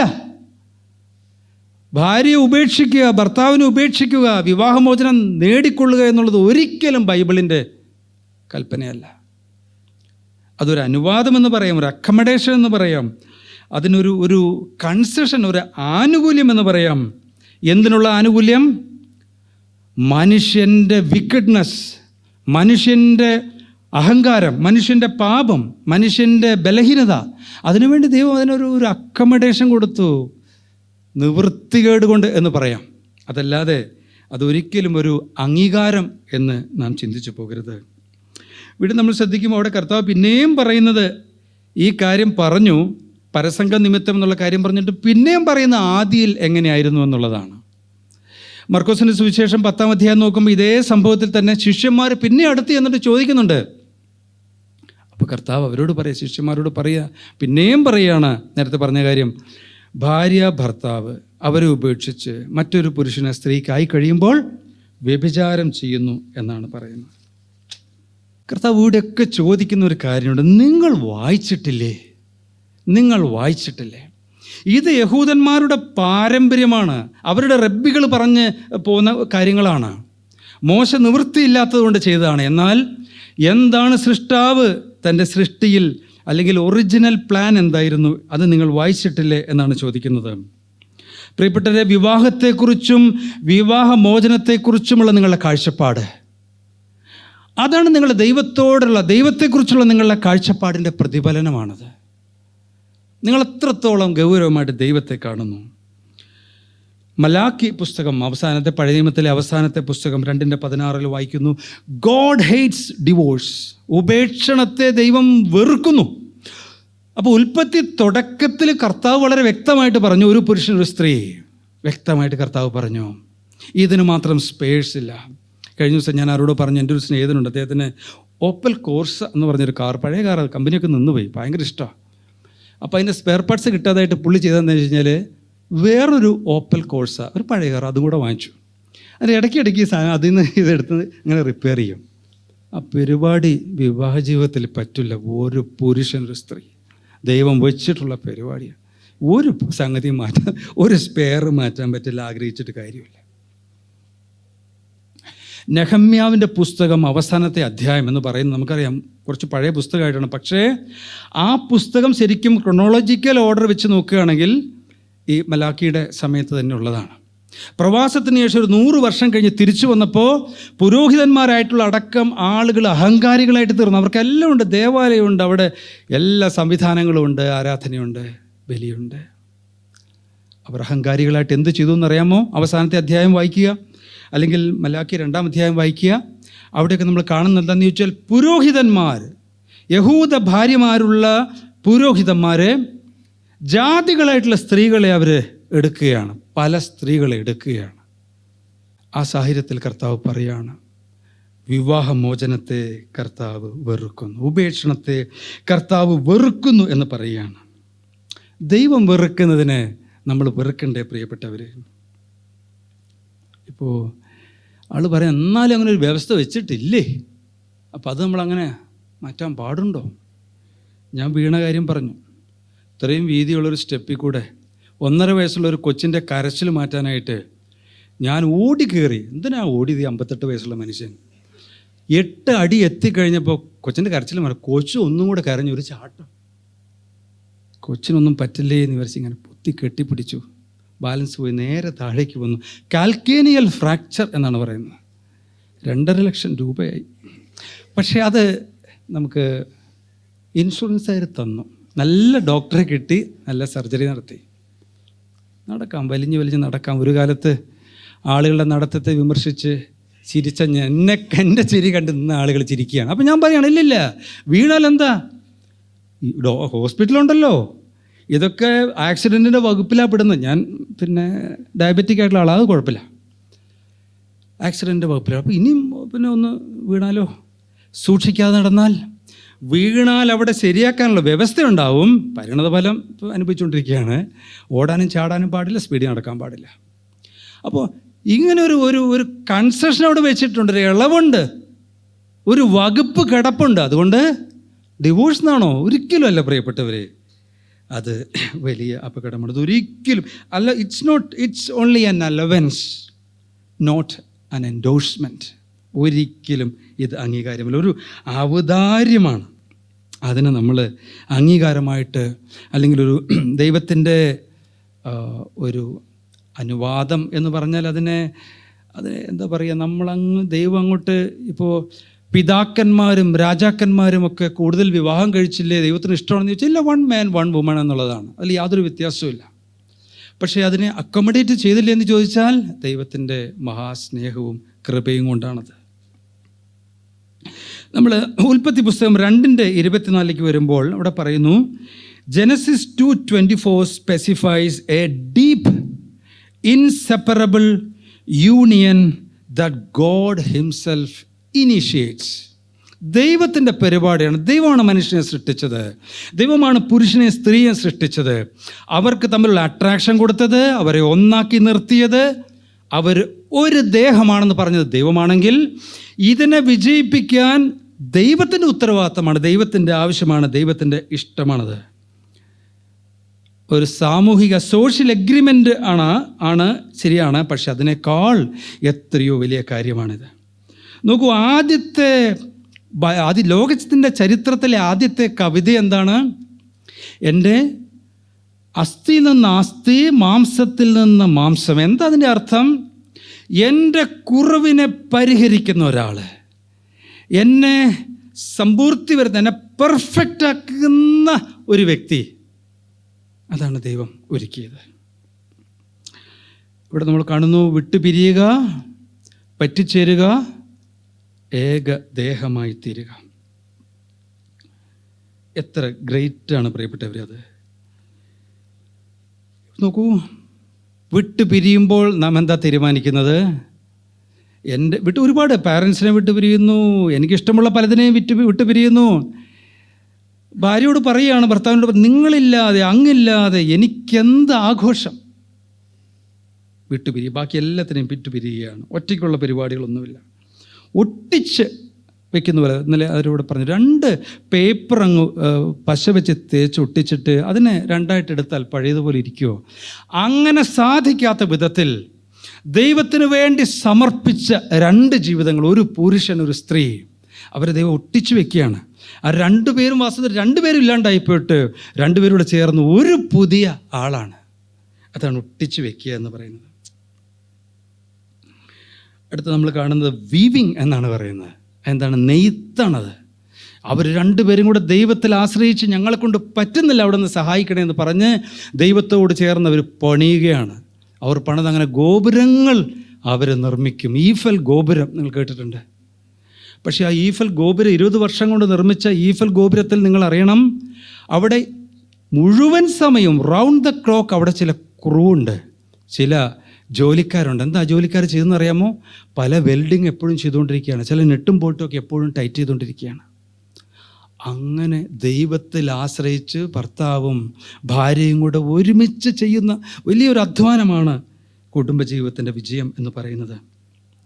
അങ്ങനെ നമ്മൾ നോക്കുമ്പോൾ എന്തിനാണ് ഈ ഡിവോഴ്സിനെ കുറിച്ച് നമ്മൾ ഭയപ്പെടുന്നത്? എനിക്ക് വളരെ രസകരമായിട്ട് തോന്നി. എബ്രഹാം ബ്രദറിൻ്റെ ക്ലാസ്സിൽ ഞാൻ പ്രത്യേകം ശ്രദ്ധിച്ചത് 2:24 പുരുഷൻ അപ്പനെയും അമ്മയെയും വിട്ടുപിരിഞ്ഞ് ഭാര്യയോട് പറ്റിച്ചേരുമെന്ന് പറയുമ്പോൾ, ഈ ആദമിനോടിത് പറയുമ്പോൾ ആദമിന് പാരൻസ് ഇല്ല. പാരൻസ് ഇല്ലാത്ത ആദമിനോടാണ് പറയുന്നത് അപ്പനെയും അമ്മയും വിട്ടുപിരിയുക എന്നുള്ളത്. എന്താ അതപ്പം? ആദമിനറിയാത്ത ഒരുപാട് കാര്യങ്ങളുണ്ട്. വിവാഹ ജീവിതത്തിലേക്ക് നിങ്ങൾ കടക്കുമ്പോൾ ഓർത്തോളണം, നിങ്ങൾക്കറിയാത്ത ഒരുപാട് കാര്യങ്ങളുണ്ട്. അതിലൊക്കെ ദൈവത്തോട് ചോദിച്ച് ദൈവമുഖത്തേക്ക് നോക്കി കർത്താവേ പറഞ്ഞു തരണം, സഹായിക്കണമെന്നുള്ള താഴ്മയോടുകൂടെ വിവാഹത്തിന് വേണ്ടി ആഗ്രഹിച്ച് തുടങ്ങിയാൽ അങ്ങനെയുള്ള വിവാഹം എങ്ങനെ പരാജയപ്പെടും? ഒരിക്കലും പരാജയപ്പെടുമെന്ന് ഞാൻ ചിന്തിക്കുന്നില്ല. ചാൾസ് ഷെൽട്ടൺ എന്ന് പറയുന്ന ഒരു അമേരിക്കയിൽ ഒരു ചർച്ചിലെ ഒരു എൽഡർ ഉണ്ടായിരുന്നു, ഭക്തനായിട്ടുള്ള എൽഡർ. അദ്ദേഹം ഒരു ഡിസംബർ 31 പ്രസംഗിച്ചപ്പോൾ അദ്ദേഹം പറഞ്ഞു, ദൈവം പറഞ്ഞത് കേൾക്കുക, യേശു പറഞ്ഞത് കേൾക്കുക. നിങ്ങളുടെ ജീവിതത്തിൽ ഓരോ തീരുമാനമെടുക്കുമ്പോൾ, ചിന്തിക്കുമ്പോൾ, നിങ്ങളുടെ മനോഭാവത്തിൽ, നിങ്ങളുടെ പ്രവൃത്തിയിലെല്ലാം കർത്താവ് യേശുവിനെ ധ്യാനിക്കുക. യേശു ആണെങ്കിൽ എങ്ങനെ ചെയ്യുമായിരുന്നു? ദൈവം ഈ വിഷയത്തിൽ എന്നെക്കുറിച്ച് എന്താഗ്രഹിക്കുന്നു? What would Jesus do? നിങ്ങൾ കേട്ടിട്ടുണ്ടാവും WWJD. അന്ന് ആ ഡിസംബർ 31 ആ പ്രസംഗം കേട്ട് ഞങ്ങൾ യേശു പറയുന്നത് പോലെ ചെയ്യും, ദൈവത്തിൻ്റെ ഇഷ്ടമനുസരിച്ച് ദൈവത്തോട് ചോദിച്ച് ഞങ്ങൾ പ്രവർത്തിക്കും എന്ന് തീരുമാനിച്ച്, അങ്ങനെ ഞങ്ങൾ ചിന്തിക്കും എന്ന് തീരുമാനിച്ച് അവിടെ നിന്ന് ഇറങ്ങിയ ആളുകൾ അടുത്ത ഒരു വർഷം ആ സഭ എന്ന് പറയുന്നത് ഭക്തന്മാർ, ശക്തരായിട്ടുള്ള ക്രിസ്ത്യാനികളുടെ ഒരു കൂട്ടമായിട്ട് മാറി. കർത്താവ് പറയുന്നത് കേൾക്കാൻ നിങ്ങൾ തയ്യാറായാൽ നിങ്ങൾക്ക് സാധിക്കും. പ്രിയപ്പെട്ടവരെ, എന്തിന് നിങ്ങൾ ഭയപ്പെടണം? ഞാൻ ചോദിക്കട്ടെ, എൻ്റെ വിവാഹം എങ്ങാനും ഇനി എന്തെങ്കിലും പറ്റിയത് പൊളിയോ? വിവാഹമോചനം, ഒരുപാട് പേര് വിവാഹം കഴിക്കാത്തതിൻ്റെ ഒരു കാരണം എന്ന് പറയുന്നു. അങ്ങനെ ഭയമുള്ള ആരെങ്കിലും ഉണ്ടോ? നിങ്ങൾക്ക് വിവാഹമോചനത്തെ സംബന്ധിച്ചൊരു ഭയമുണ്ടോ? എന്താണ് അതിൻ്റെ ഭയം? ഒരുപക്ഷെ ഒരു ഭയം ഇതായിരിക്കാം, പല ഭയങ്ങളുണ്ടെങ്കിൽ ഒന്നാമത്തെ ഭയം, എൻ്റെ ഇണ തുണ വ്യഭിചാരത്തിലേക്ക് പോയാലോ? ഞാൻ രക്ഷിക്കപ്പെട്ട വിശ്വാസികളോടാണ് സംസാരിക്കുന്നത്. നിങ്ങളുടെ ജീവിതത്തിൽ എന്തെല്ലാം പരാജയം ഉണ്ടായിട്ടുണ്ട് എന്ന് എനിക്കറിയില്ല, പല പരാജയം ഉണ്ടാകാം. പക്ഷേ ഞാൻ പറയുന്നു, നിങ്ങൾ വിവാഹമോചനത്തെ ഭയപ്പെടേണ്ട ആവശ്യമില്ല. നിങ്ങളുടെ ജീവിതത്തിൽ ഈ പറയുന്ന ഒരു അൺഫെയ്ത്ത്ഫുൾനെസ് എന്ന് പറയുന്ന, അല്ലെങ്കിൽ അഡൾട്ടറി എന്ന് പറയുന്ന ഒരു പാപം, അല്ലെങ്കിൽ ആ പാപത്തോടുള്ള ചായ്വ് നിങ്ങളുടെ ജീവിതത്തിൽ ഉണ്ടെന്ന് വിചാരിക്കട്ടെ. ഒരുപക്ഷെ നിങ്ങളതിൽ ഇപ്പോഴും തുടരുന്നുണ്ടെന്ന് വിചാരിക്കട്ടെ. ഞാൻ വെറുതെ അങ്ങ് പറയാം. അങ്ങനെയാണെങ്കിൽ ഇപ്പോൾ നിങ്ങൾ പേടിക്കേണ്ട. നിങ്ങൾ രക്ഷിക്കപ്പെട്ട ആളാണോ? രക്ഷിക്കപ്പെട്ട ആളല്ലെങ്കിൽ നിങ്ങൾ രക്ഷിക്കപ്പെടുക, ദൈവത്തിൻ്റെ വഴിയിൽ നടക്കുക. നിങ്ങൾ വിശ്വാസികളാണെങ്കിൽ അങ്ങനെ ഒരു പാപം നിങ്ങളുടെ ജീവിതത്തിൽ ഇല്ലെങ്കിൽ പിന്നെ എന്തിനാണ് ഭയപ്പെടുന്നത്? നിങ്ങളിപ്പോൾ ഇത് ഒരുക്കത്തിൻ്റെ സമയമാണ്. ചില ആൾ പറയുന്നത് വിവാഹ ജീവിതത്തിൽ ചിലപ്പോൾ ചതി വന്നേക്കാം, പല കാര്യങ്ങൾ മറച്ചു വെച്ചേക്കാം. എന്താ ഉറപ്പ്? എന്തൊക്കെ മറച്ചു വയ്ക്കാം? ഇപ്പോൾ വന്ധ്യത എന്ന് പറയുന്നത് ചിലപ്പോൾ തടയാൻ പറ്റില്ല, അതൊരു കുഴപ്പമില്ല. പക്ഷേ ലൈംഗിക താല്പര്യമില്ലാത്ത, പ്രാപ്തിയില്ലാത്ത ഒരാളാണെങ്കിൽ, ഇവിടെ എഴുതിയിട്ടുണ്ട് ഇറക്റ്റൈൽ ഡിസ്ഫങ്ഷൻ, ഉദ്ധാരണമില്ലാത്ത ഒരു പുരുഷനാണ് നിങ്ങളെങ്കിൽ, അല്ലെങ്കിൽ നിങ്ങളുടെ ജനനേന്ദ്രിയങ്ങൾക്ക് വലിയ ഡിഫോമിറ്റീസ് ഉള്ള ഒരാളാണ് എങ്കിൽ, നമ്മൾ നേരത്തെ പറഞ്ഞ പോലെ അവർക്ക് സെക്ഷൽ ഇൻ്റർകോഴ്സിൽ ഏർപ്പെടാൻ കഴിയാത്ത ബലഹീനതയുണ്ടെങ്കിൽ, അല്ലെങ്കിൽ നിങ്ങൾക്കൊരു മാനസിക പ്രശ്നമുണ്ടെങ്കിൽ നിങ്ങളെന്തിനാ അതിനോർത്ത് പേടിക്കുന്നത്? വിശ്വാസികളല്ലേ ഇവിടെ ഇരിക്കുന്നത്. ആ കാര്യത്തിൽ നിങ്ങൾ ചെയ്യേണ്ടത് ചെയ്യണം. നിങ്ങൾക്ക് ഈടിയുള്ള ഒരാളാണെന്ന് സംശയം തോന്നിക്കഴിഞ്ഞാൽ, ഒരു നോർമൽ പുരുഷന് അത് ഉണ്ടാവും. ഈ സംശയം ഉണ്ടെങ്കിൽ നിങ്ങൾ ഡോക്ടറെ കാണണം. ഡോക്ടർ പറ്റില്ല എന്ന് പറഞ്ഞാൽ വിവാഹ ജീവിതം വേണ്ട എന്ന് തീരുമാനിക്കണം.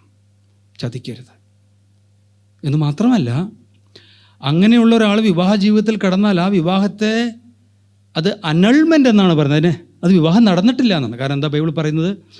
പുരുഷനും സ്ത്രീയുമാണ് വിവാഹം കഴിക്കണം. അപ്പോൾ ഇദ്ദേഹം പുരുഷനല്ല, അല്ലെങ്കിൽ ബലഹീനതയുള്ള ഒരു പെൺകുട്ടി വാസ്തവത്തിൽ അവിടെ പറയുന്ന നിലയിൽ വിവാഹത്തിന് യോഗ്യതയുള്ള ആളുകളല്ല. അപ്പോൾ നിങ്ങൾ യോഗ്യതയില്ലാത്ത ആളാണ്. അതുകൊണ്ടാണ് നമ്മൾ പഠിച്ചു ജന്മനാൽ ഷണ്ഠന്മാരായി ജനിച്ച ആളുകളുണ്ട്. അപ്പോൾ ആ കാറ്റഗറി പെടുന്ന ആളാണെങ്കിൽ നിങ്ങൾ ഭക്തനാണ്, രക്ഷിക്കപ്പെട്ട ആളാണ്, ഇതിൽ നിന്ന് ഒഴിഞ്ഞു നിൽക്കണം. അതല്ല, ഈ പറഞ്ഞ പ്രശ്നങ്ങളുണ്ട് എങ്കിൽ പരിഹാരം ഉണ്ടാക്കുന്നതിൽ ഇപ്പം മാനസിക പ്രയാസമാണെങ്കിൽ നിങ്ങളതിന് മരുന്ന് കഴിക്കാൻ തയ്യാറാകുക, ആ കാര്യം തുറന്നു പറയുക, അത് സ്വീകാര്യമാണെങ്കിൽ മുന്നോട്ട് പോവുക. ഞാൻ കുറച്ച് വർഷം മുമ്പ് നമ്മുടെ സഭയിൽ ഒരു ചെറിയ ഡിസ്കഷനിൽ പല കുട്ടികൾ എന്നോട് പറഞ്ഞു, അതൊന്നും എനിക്കൊരു പ്രശ്നമില്ല, മാനസിക പ്രശ്നമുണ്ടെങ്കിൽ മരുന്ന് കഴിക്കാൻ തയ്യാറായെങ്കിൽ എനിക്ക് വിവാഹ ജീവിതത്തിന് തയ്യാറാണെന്ന് പറഞ്ഞ കുട്ടികളെ ഞാൻ നമ്മുടെ ചർച്ചിൽ ശ്രദ്ധിച്ചു. ഒരു ലൈഫ് സ്റ്റൈലിൻ്റെ പ്രശ്നമാണെന്ന് വിചാരിക്കുക.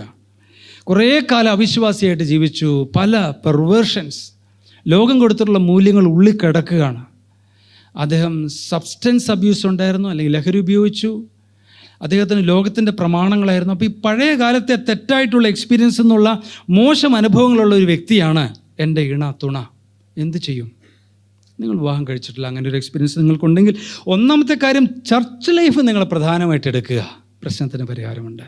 നിങ്ങളുടെ പ്രശ്നങ്ങൾ നിങ്ങൾ മറ്റുള്ളവരോട് പറയുക. പൊണോഗ്രഫിയോ അല്ലെങ്കിൽ ലഹരിയോ എന്തുമായിക്കോട്ടെ, പ്രൊഫഷണൽ പ്രഷേഴ്സ്, എന്തെല്ലാം തരത്തിലുള്ള പ്രഷറാണ് ഇപ്പോഴത്തെ ആളുകൾക്കുള്ളത് ജോലിയുടെ രംഗത്ത്. കഴിഞ്ഞ ദിവസം ഒരാളോട് പറഞ്ഞു പെർഫോമൻസ് പ്രഷർ എന്ന് പറഞ്ഞാൽ അവർക്ക് അവർ ചെയ്ത കാര്യം അത് എത്ര നന്നായിട്ട് അവർ അത് ചെയ്തു എന്നുള്ളത് അത് പ്രസൻറ്റ് ചെയ്യണം, ആളുകളെ ബോധ്യപ്പെടുത്തണം. അപ്പോൾ അതിനെ സംബന്ധിച്ച പ്രഷർ വരുമ്പോൾ പ്രശ്നം എന്തെല്ലാം പ്രഷേഴ്സാണ്. ഞാൻ പല ചെറുപ്പക്കാരോട് സംസാരിച്ചപ്പോൾ ഭർത്താവ് ജോലിയെല്ലാം കഴിഞ്ഞ് വന്ന് അങ്ങ് തളർന്ന് അങ്ങോട്ട് കിടക്കുകയാണ്, ഷൂ പോലും ഊരുന്നില്ല. ചായ, ഭക്ഷണം, പ്ലീസ് ഞാൻ ഉറങ്ങട്ടെ. രാവിലെ എഴുന്നേറ്റ് പിന്നെയും പോവുക വരിക, കുടുംബത്തെ പാലിക്കാൻ വേണ്ടി. ഒരു സ്ഥലത്ത് വായിച്ചത് ഇതുപോലുള്ള ആളുകളുടെ സ്പേമിൻ്റെ കൗണ്ട് 50% കുറയുന്നു എന്നുള്ളതാണ്. ചെറുപ്പക്കാരാണ്, പക്ഷേ ടെൻഷൻ ഏറ്റെടുത്തിട്ട് അവന് താല്പര്യങ്ങളും കുറവാണ്.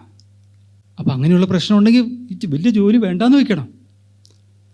വലിയ ജോലിയാണ്, വലിയ കമ്പനിയാണ്, മൾട്ടിനാഷണൽ കമ്പനിയാണ്. ഞങ്ങൾ പറഞ്ഞല്ലോ ബിഗ് 4 ജോലി ചെയ്യുന്ന ആളാണ്. പക്ഷേ അവസാനം ഒരു ജീവിതം അവസാനിപ്പിക്കുന്ന ഈ ഇടയ്ക്കൊരു സംഭവം ഉണ്ടായല്ലോ. എന്താ പരിഹാരം? നിങ്ങളുടെ പ്രയോറിറ്റി എന്താണെന്നുള്ളത് നോക്കണം. ഇച്ചിരിയുടെ ചെറിയ ജോലി, എൻ്റെ കുടുംബം എനിക്ക് ഏറ്റവും വലിയ പ്രൊജക്റ്റാണ്, ആ കുടുംബത്തിന് വേണ്ടിയിട്ട് ചില ജോലി ചിലപ്പോൾ സാക്രിഫൈസ് ചെയ്യേണ്ടി വരും, എന്നാലും നിങ്ങൾ വിജയിക്കും.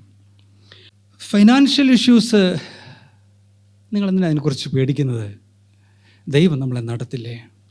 ഞങ്ങളൊക്കെ വിവാഹിതരായിട്ടുള്ള ആളോട് ചോദിച്ചു നോക്കിയേ, പല സമയത്ത് പല പ്രശ്നം ഉണ്ടായിട്ടുണ്ട്. ദൈവത്തിൽ ആശ്രയിച്ചപ്പം പടിപടിയായിട്ട് ദൈവം നമ്മളെ സഹായിച്ചു എന്നുള്ളതാണ്. ഇവിടെ സണ്ണി ബ്രദർ സ്റ്റേറ്റസിനെ കുറിച്ച് പറഞ്ഞു. പലപ്പോഴും പലർക്കും സാമ്പത്തിക വിഷമം എന്താണ്, പ്രയാസം എന്തുകൊണ്ടാണ്? അവർ സ്റ്റേറ്റസിന് വേണ്ടിയിട്ടുള്ള ഒരു ശ്രമത്തിൻ്റെ ഭാഗമായിട്ടാണ് അവർക്ക് പ്രശ്നം വരുന്നത്. സ്റ്റേറ്റസിനെ കുറിച്ചുള്ള ഒരു ഡെഫിനിഷൻ എനിക്ക് വളരെ ഇഷ്ടപ്പെട്ടു. Buying things that you don't need with the money that you don't have to impress people you don't like. കയ്യിലില്ലാത്ത കാശ് കൊടുത്ത് ആവശ്യമില്ലാത്ത സാധനം വാങ്ങിച്ചിട്ട് എന്നെ ഇഷ്ടമില്ലാത്ത, എന്നെ വിമർശിക്കുന്ന ചുറ്റിലുള്ള ആളുകളെ ഒന്ന് ഞെട്ടിക്കണം. സാധനം വാങ്ങിക്കും, പിന്നെ പിള്ളേരെ പറ്റാത്ത സ്കൂളിലയക്കും, പിന്നെ വിദേശത്തയക്കും. അതിനൊക്കെ സ്വാതന്ത്ര്യമുണ്ട് കേട്ടോ. പലപ്പോഴും ഇങ്ങനെയുള്ള കാര്യങ്ങളാണ്. അപ്പം നമ്മുടെ ഒരു ലോകവീക്ഷണം മാറണം. അപ്പോൾ സാമ്പത്തികം ഒരു പ്രശ്നം ആവില്ല എന്നുള്ളതാണ്. Marital unfaithfulness versus selfishness, ego. പക്ഷെ നമ്മൾ ശ്രദ്ധിച്ചു കഴിഞ്ഞാൽ ഇങ്ങനെയുള്ള അഡൾട്ടറിയോ അല്ലെങ്കിൽ ലൈംഗിക പ്രശ്നങ്ങളോ അല്ല പലപ്പോഴും നമ്മുടെ ഇടയിലുള്ള അല്ലെങ്കിൽ വിവാഹമോചനത്തിൻ്റെ കാരണമെന്ന് പറയുന്നത്. അതിന് കാരണമെന്ന് പറയുന്നത് മറ്റ് ചില കാര്യങ്ങളാണ്. അത് പലപ്പോഴും നാം തന്നെയാണ്. സെൽഫിഷ്നെസ്സാണ്, ഈഗോ ആണ്. അപ്പോൾ ഡിവോഴ്സിന് നിങ്ങൾ ഭയപ്പെടേണ്ട എന്ന് പറഞ്ഞു. അതിലെ പ്രധാനപ്പെട്ട ഒരു കാര്യം കവനൻ്റ് എന്നുള്ളതാണ്. എൻ്റെ വിവാഹം എന്ന് പറയുന്നത് ഇതൊരു കരാറല്ല, ഇത് ഉടമ്പടിയാണ്. ഉടമ്പടിയെക്കുറിച്ചുള്ളൊരു ചിത്രം നിങ്ങൾക്കറിയാമല്ലോ. ഉടമ്പടിയിൽ ഏർപ്പെടുന്ന ആളുകൾ അവരെന്താണ് ചെയ്യുന്നത്? ഒരു മൃഗത്തെ പകുതിയായിട്ട് ഛേദിച്ചു, അതിൻ്റെ പിളർപ്പുകൾ, അതിൻ്റെ ഹാഫ്സ് അങ്ങനെ കറക്റ്റ് നടുവെ ഛേദിച്ചിട്ട് അത് അകത്തി വെക്കുകയാണ്. അകത്തി വെച്ചിട്ട് അതിന് നടുക്കൂടെ ഈ ഉടമ്പടിയിൽ ഏർപ്പെടുന്ന ആൾ നടന്നു പോവുകയാണ്. എന്താ അർത്ഥം? ഈ ഉടമ്പടി തെറ്റിച്ചാൽ എനിക്കും ഇത് സംഭവിക്കട്ടെ എന്നുള്ളതാണ്. അപ്പോൾ വിവാഹത്തെ നിങ്ങൾ കാണേണ്ടത് ഇതൊരു ഉടമ്പടിയാണ്. ഇവിടെ ഒരു പാട്ടുണ്ടായിരുന്നു, സ്വപ്പുരം ഈ കരാറിനെന്ന പണ്ട് പാടിക്കൊണ്ടിരുന്നു. പക്ഷെ ഇപ്പോൾ അത് മാറ്റിയിട്ട് ഞങ്ങളൊക്കെ അവിടെ പാട്ട് പാടുമ്പോൾ വിവാഹത്തിന് സ്വപ്പുരമീ ഉടമ്പടിക്ക് എന്ന് മാറ്റി പാടാറുണ്ട്. ഇത് കരാറല്ല, വിവാഹം എന്ന് പറയുന്നത് ഉടമ്പടിയാണ്. അത് മാറ്റാൻ പറ്റില്ല എന്നുള്ളതാണ്. അതിനുവേണ്ടി നിൽക്കണം. പുരാണത്തിൽ കൈകേയി എന്ന് പറഞ്ഞിട്ടൊരാളുണ്ട്, ഒരു സ്ത്രീയുണ്ട്. ഈ രഥത്തിൻ്റെ ആക്സിലിൻ്റെ അറ്റത്ത് ടയർ ഇട്ടിട്ട് വീലിട്ടിട്ട് അതിനൊരു ലോക്കുണ്ട്, ഒരു ഒരു ഒരു ക്ലിപ്പ്, വലിയൊരു ലോക്ക്. അപ്പോൾ അത് കഴിഞ്ഞ് പോയപ്പോൾ സ്ത്രീ എന്താ ചെയ്തത്? വിരൽ അതിൻ്റെ ഉള്ളിലേക്കിട്ട്. ഒരു കമ്മിറ്റ്മെൻറ്റാണ്. എൻ്റെ പുരുഷൻ, എൻ്റെ ഭർത്താവിന്, ഈ രാജാവിനൊരു ദോഷവും വരരുത്. പിന്നെ നോക്കിയപ്പോൾ കയ്യെല്ലാം ആകെ പ്രയാസമായി. വലിയ വാഗ്ദാനങ്ങളൊക്കെ കൊടുക്കുന്നുണ്ട്. അപ്പോൾ കമ്മിറ്റ്മെൻ്റ് എന്ന് പറഞ്ഞാൽ അതാണ്. എൻ്റെ ഭർത്താവിന്, എൻ്റെ ഭാര്യയ്ക്ക്, അവൾക്കൊരു ദോഷവും വരാൻ പാടില്ല. മറ്റൊരു കാര്യം നിങ്ങൾ ഓർക്കേണ്ടത്, നിങ്ങൾ ഈ ഒരിക്കലും നിങ്ങൾ വിവാഹമോചനം ഭയപ്പെടേണ്ട ആവശ്യമില്ല. ഇപ്പോൾ അതിനുള്ള സമയമാണ്. നിങ്ങൾ നന്നായിട്ട് ഒരുങ്ങുക. ഞാൻ ഈ കഴിഞ്ഞ ദിവസങ്ങളിൽ പല കുട്ടികളും ചോദിച്ചു, വിവാഹ ജീവിതത്തിന് വേണ്ടി പ്രാർത്ഥിക്കുന്നുണ്ടോ? എന്താ പ്രാർത്ഥിക്കേണ്ടത്? എൻ്റെ തുണ, ആ വ്യക്തി എവിടെയോ ജീവിച്ചിരിപ്പുണ്ട്, അദ്ദേഹത്തെ സൂക്ഷിക്കണം, യഥാസമയത്ത് കാണിക്കണം, ഒരുക്കണം, എന്നെയും ഒരുക്കണം. അത്രയും പ്രാർത്ഥിച്ചാൽ മതി. ഇങ്ങനെ എല്ലാ ദിവസവും പ്രാർത്ഥിക്കൊണ്ട് ചോദിച്ചു. പല പിള്ളേരും പറഞ്ഞു, അയ്യോ അങ്ങനെയൊന്നും പ്രാർത്ഥിക്കുന്നില്ല, അങ്ങനെ ആഗ്രഹമുണ്ട് എന്ന് പറഞ്ഞു. നമ്മുടെ ഇടയിലുള്ള ഒരാളെക്കുറിച്ച് നിങ്ങൾക്കറിയാം. 6 വയസ്സിൽ അമ്മ ഇത് ഇങ്ങനെ ഒരു പ്രാർത്ഥന പ്രാർത്ഥിച്ചു കൊടുത്തു. വിവാഹത്തിൻ്റെ എൻഗേജ്മെൻറ്റിൻ്റെ ദിവസമാണ് ആ പെൺകുട്ടി ആദ്യമായിട്ട് കാണുന്നത്. ഒട്ടും മോശമായില്ല വിവാഹ ജീവിതം. നിങ്ങൾ എത്ര ശ്രദ്ധയോടുകൂടെ ഗൗരവമായിട്ട് ഇതിനെ കാണുന്നു. ഈ കാര്യം ഞാൻ ഒരാളോട് പറഞ്ഞപ്പോൾ, വലിയൊരു തിയോളജിയൻ, ഒരു പ്രൊഫസറാണ്, അദ്ദേഹം പറഞ്ഞു, ഞാൻ ഒറ്റ പ്രാവശ്യം പ്രാർത്ഥിച്ചു, എനിക്ക് കുഴപ്പമില്ലല്ലോ. ഒറ്റ പ്രാവശ്യം ഞാൻ പ്രാർത്ഥിച്ചു, കർത്താവേ എനിക്ക് പറ്റിയ ആളെ തരണം. പറ്റിയ ആൾ എനിക്ക് ഭയങ്കര ഇഷ്ടമാണെന്ന് പറഞ്ഞു. അതിന് ഭാര്യയ്ക്ക് അസുഖം വന്നിട്ട് എല്ലാവരും മരിച്ചു എന്നവരെ കേട്ടു. ദൈവം രക്ഷിച്ചു. അദ്ദേഹം കരഞ്ഞു.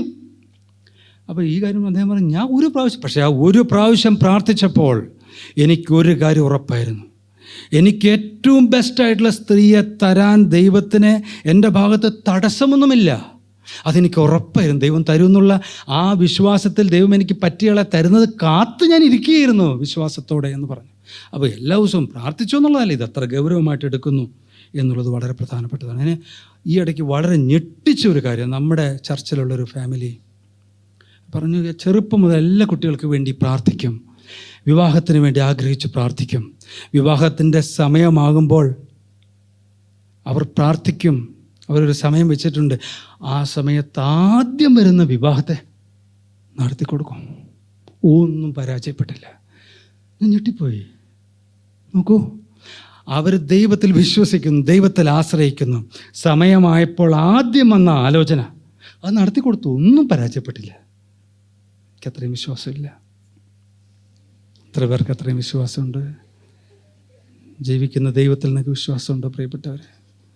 അറിയുന്ന കുടുംബം, എനിക്കറിയുന്ന കുടുംബം. അദ്ദേഹം പറഞ്ഞു, അതിനോട് എല്ലാവരും അങ്ങനെ മാതൃകയാക്കണമെന്ന് ഞാൻ പറയുന്നില്ല. ഞങ്ങളുടെ ബോധ്യം, വിശ്വാസം ഉള്ളവരോടെല്ലാം ചോദിച്ചു, ഇങ്ങനെ എൻ്റെ കൊച്ചിനെ ഒന്ന് അന്വേഷിക്കണം, ഒന്നും പറഞ്ഞിട്ടില്ല. പ്രിയപ്പെട്ടവർ, ഇതൊരു നമ്മുടെ ലോകവീക്ഷണമാണത്.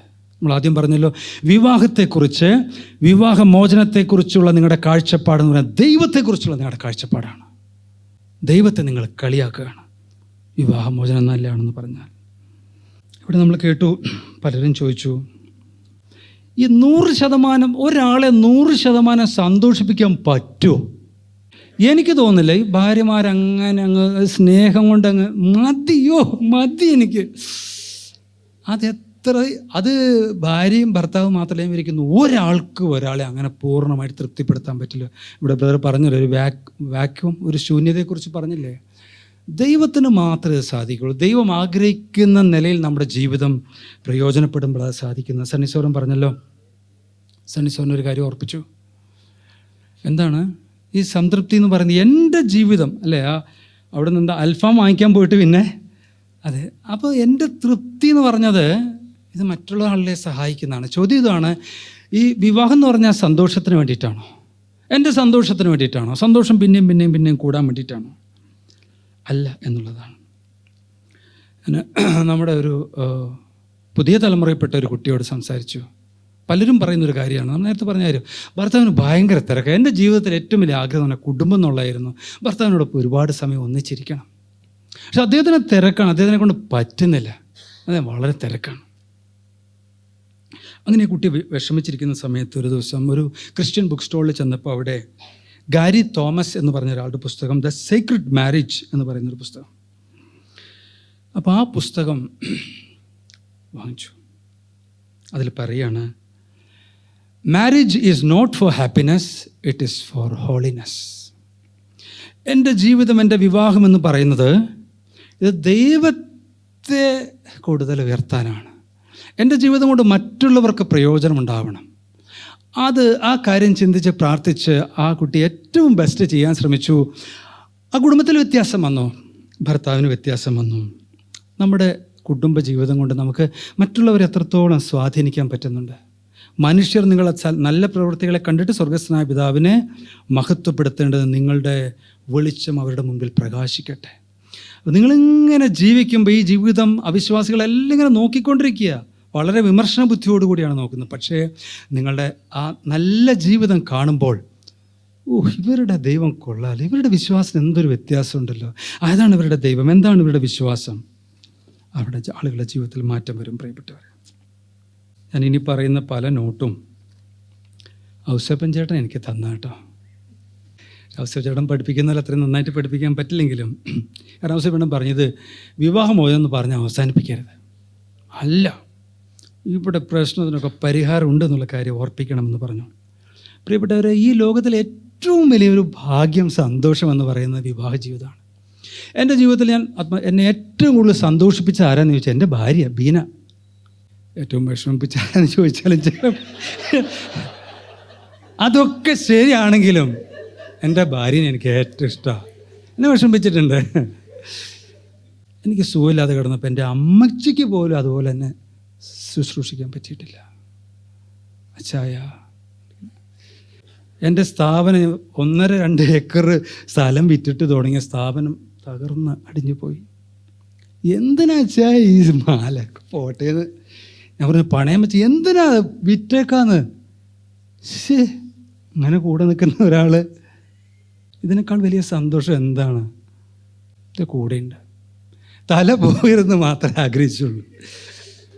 അപ്പോൾ എത്ര മനോഹരമായി, ഇത്രയും ബ്യൂട്ടിഫുൾ ആയിട്ടുള്ള ഈ വിവാഹ ജീവിതം എന്തുകൊണ്ടാണ് എക്സ്പീരിയൻസ് ചെയ്യാൻ പറ്റാത്തത്? അതിൻ്റെ കാരണം പാപം എന്നുള്ളതാണ്. അസമ്മയുടെ എന്നെ പ്രത്യേകം പഠിപ്പിച്ചു. പാപമാണ് എല്ലാ പ്രശ്നത്തിൻ്റെയും കാരണം. വിവാഹ ജീവിതത്തിൽ സന്തോഷമില്ലെങ്കിൽ പാപമാണ് അതിൻ്റെ പ്രശ്നം.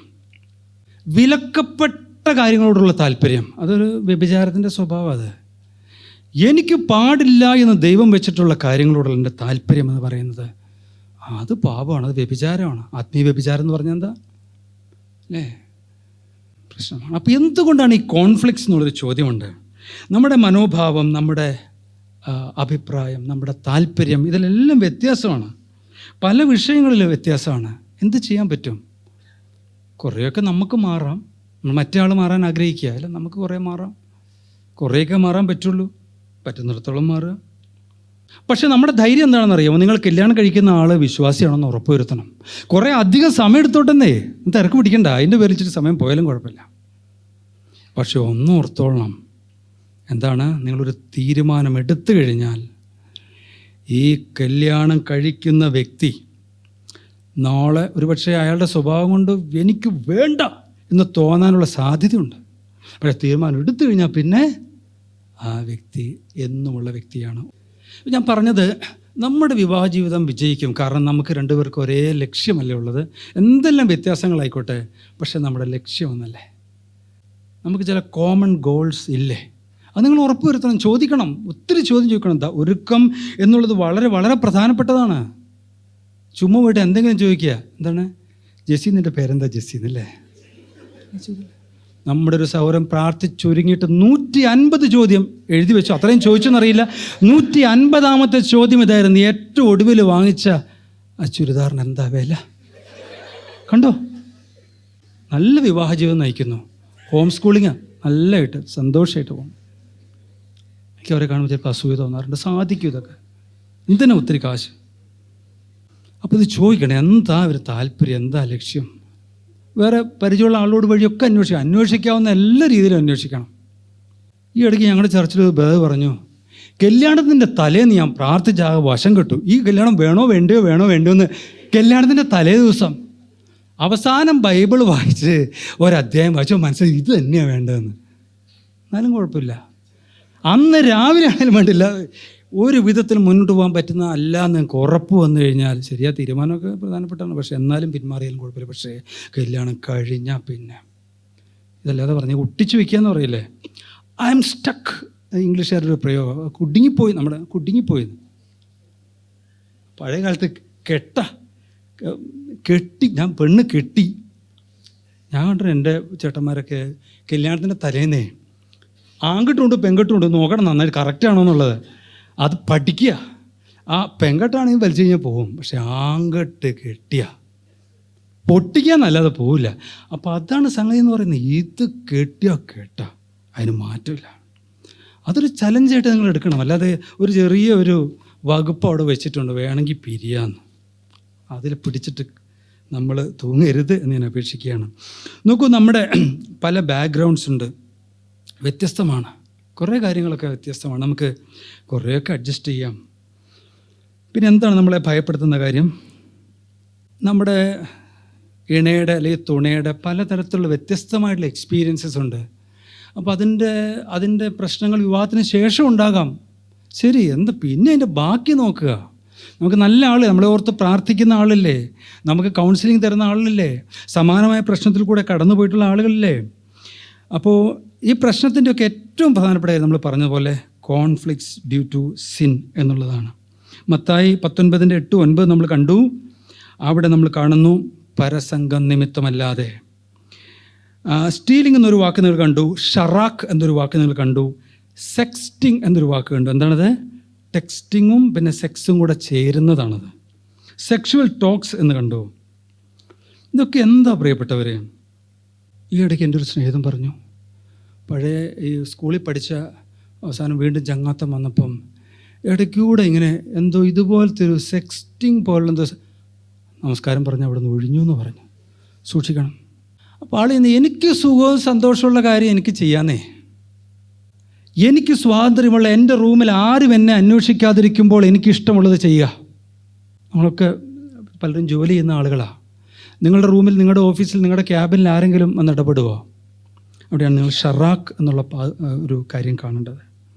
2 ശമൂവേൽ 11-ാമത്തെ അധ്യായത്തിൽ നമ്മൾ ദാവീദിൻ്റെ പാപത്തെക്കുറിച്ച്, അവിശ്വാസികൾക്ക് അത് കൂടുതൽ അറിയാവുന്ന, അതിൻ്റെ എക്സ്പോസിഷൻ വരെ അവർക്കറിയാം. അവിടെ നാം ശ്രദ്ധിക്കുമ്പോൾ ദാവീദിൻ്റെ പാപത്തെക്കുറിച്ച് നമ്മൾ പഠിച്ചു കഴിഞ്ഞാൽ എന്താണത്? അധികാരത്തിലുള്ള രാജാവാണ്, എല്ലാവരെയും യുദ്ധത്തിന് വിട്ട് പുള്ളി അവിടെ നിന്ന് പിന്നെ രാജധാനി കിടന്നുറങ്ങി, വൈകിട്ട് വരെ കിടന്നുറങ്ങിയിട്ട് പിന്നെ പുള്ളി ഉലാത്താൻ പോയി. അവിടെ ചെന്നപ്പോൾ സുന്ദരിനെ കണ്ടു, ഒന്ന് നോക്കി, ഒരു നോട്ടമല്ല നോക്കിയത്, അതിസുന്ദരി എന്ന് കണ്ടു എന്നാണ്. പിന്നെ ആളെ വിട്ടു വരുത്തി. നോക്കൂ, അവിടെ നമ്മൾ ശ്രദ്ധിച്ചാൽ അയച്ചു എന്ന് ഇഷ്ടം പോലെ കാണാം. പിന്നെ അവന് ഭർത്താവിനെ അയച്ചു വരുത്തി, പിന്നെ ഭർത്താവിന് ഒരു കത്ത് കൊടുത്ത് പിന്നെ അയച്ചു. ഈ അയച്ചു എന്നുള്ളതിൻ്റെ മൂലഭാഷയിലെ വാക്കാണ് ഷറാക്ക്. അതിൻ്റെ അർത്ഥം പ്ലേയിങ് ഗോഡ് എന്നാണ്. ദൈവം കളിക്കുക. കള്ളനും പോലീസും കളിക്കുക എന്ന് കേട്ടിട്ടുണ്ടല്ലേ? കുറച്ചു നേരം കള്ളൻ, പിന്നെ പോലീസ്. ദൈവത്തിൻ്റെ റോള് ഞാൻ എടുക്കുക. അരുത് എന്ന് ദൈവം പറഞ്ഞിട്ടുണ്ട്. ഹവ്വയോട് പറഞ്ഞു വേണ്ട. എന്താണ് പറഞ്ഞത്? എന്ന് കണ്ടു. എന്തെല്ലാമാണ് ഹവ്വ കണ്ടത്? കാണുവാൻ ഭംഗി, അത് പിന്നെ കണ്ടാൽ മനസ്സിലാവും. തിന്നുവാൻ നല്ലത്, ജ്ഞാനം പ്രാപിക്കാൻ കാമ്യം എന്ന് കണ്ടു. അതെങ്ങനെയാണ് അത് കണ്ടതല്ല, തോന്നിയതാ.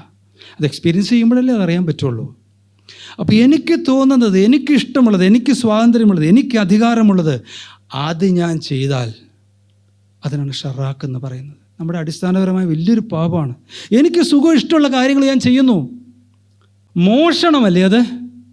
വലിയ വലിയ ആൾ പറയുമല്ലോ, എൻ്റെ കൊച്ചു ഒരു ബീഡി വലിച്ചെന്ന് പറയാൻ എനിക്ക് കുഴപ്പമില്ല, പക്ഷേ കള്ളനാക്കരുത്, ഞങ്ങളങ്ങനെ ചെയ്യൂല, ഞങ്ങൾ കുടുംബക്കാരങ്ങനെ ചെയ്യൂല.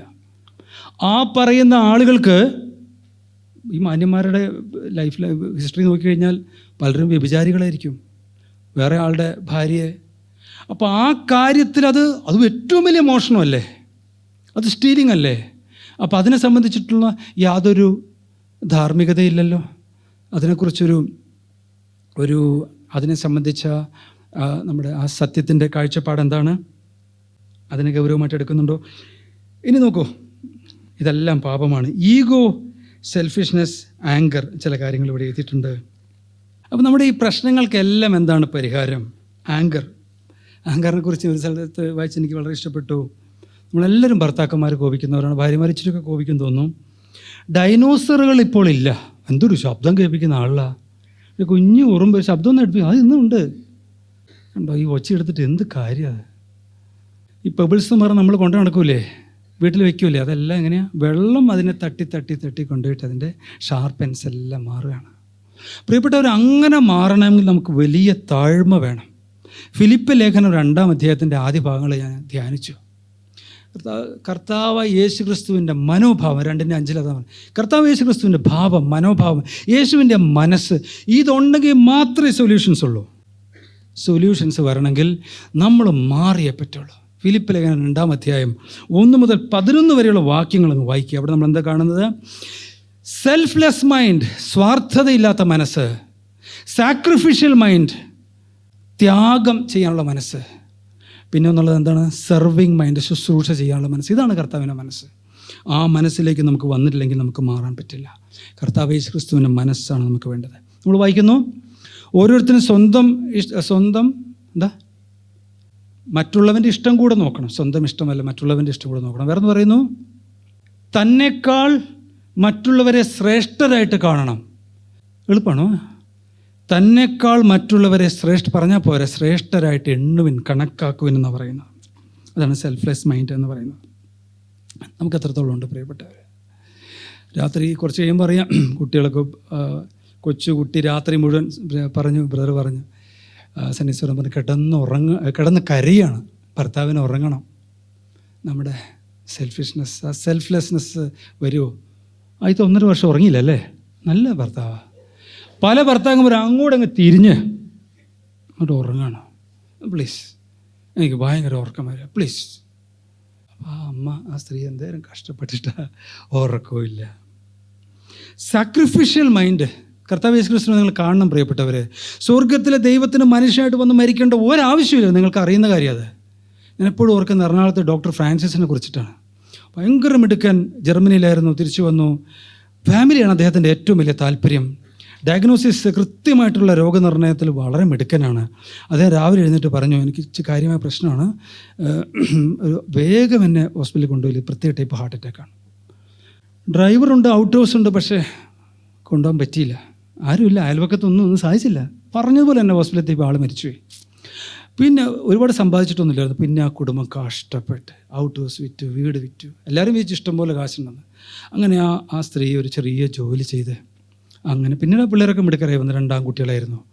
അതെന്താ? നിവൃത്തിയോട് കൊണ്ടാണ്. പക്ഷേ സ്വർഗത്തിൽ ദൈവം വന്നത് മനസ്സോടെയാണ്, അല്ലെങ്കിൽ കഷ്ടം സഹിച്ചിട്ടാണ്, ത്യാഗം സഹിച്ചിട്ടാണ്. അത് നിങ്ങൾ ധ്യാനിച്ചു കഴിഞ്ഞാൽ, ഒരു അമ്മ തീരുമാനിച്ചു, എൻ്റെ മക്കളെ ഈ കർത്താവ് യേശു ക്രിസ്തുവിൻ്റെ മനസ്സ് പഠിപ്പിക്കണം, സാക്രിഫിഷ്യൽ ആ മനസ്സ് പഠിപ്പിക്കണമെന്ന് ആഗ്രഹിച്ചു. പ്രിയപ്പെട്ടവർ, ഈ കഥ നിങ്ങൾ ഓർത്തിരിക്കണം.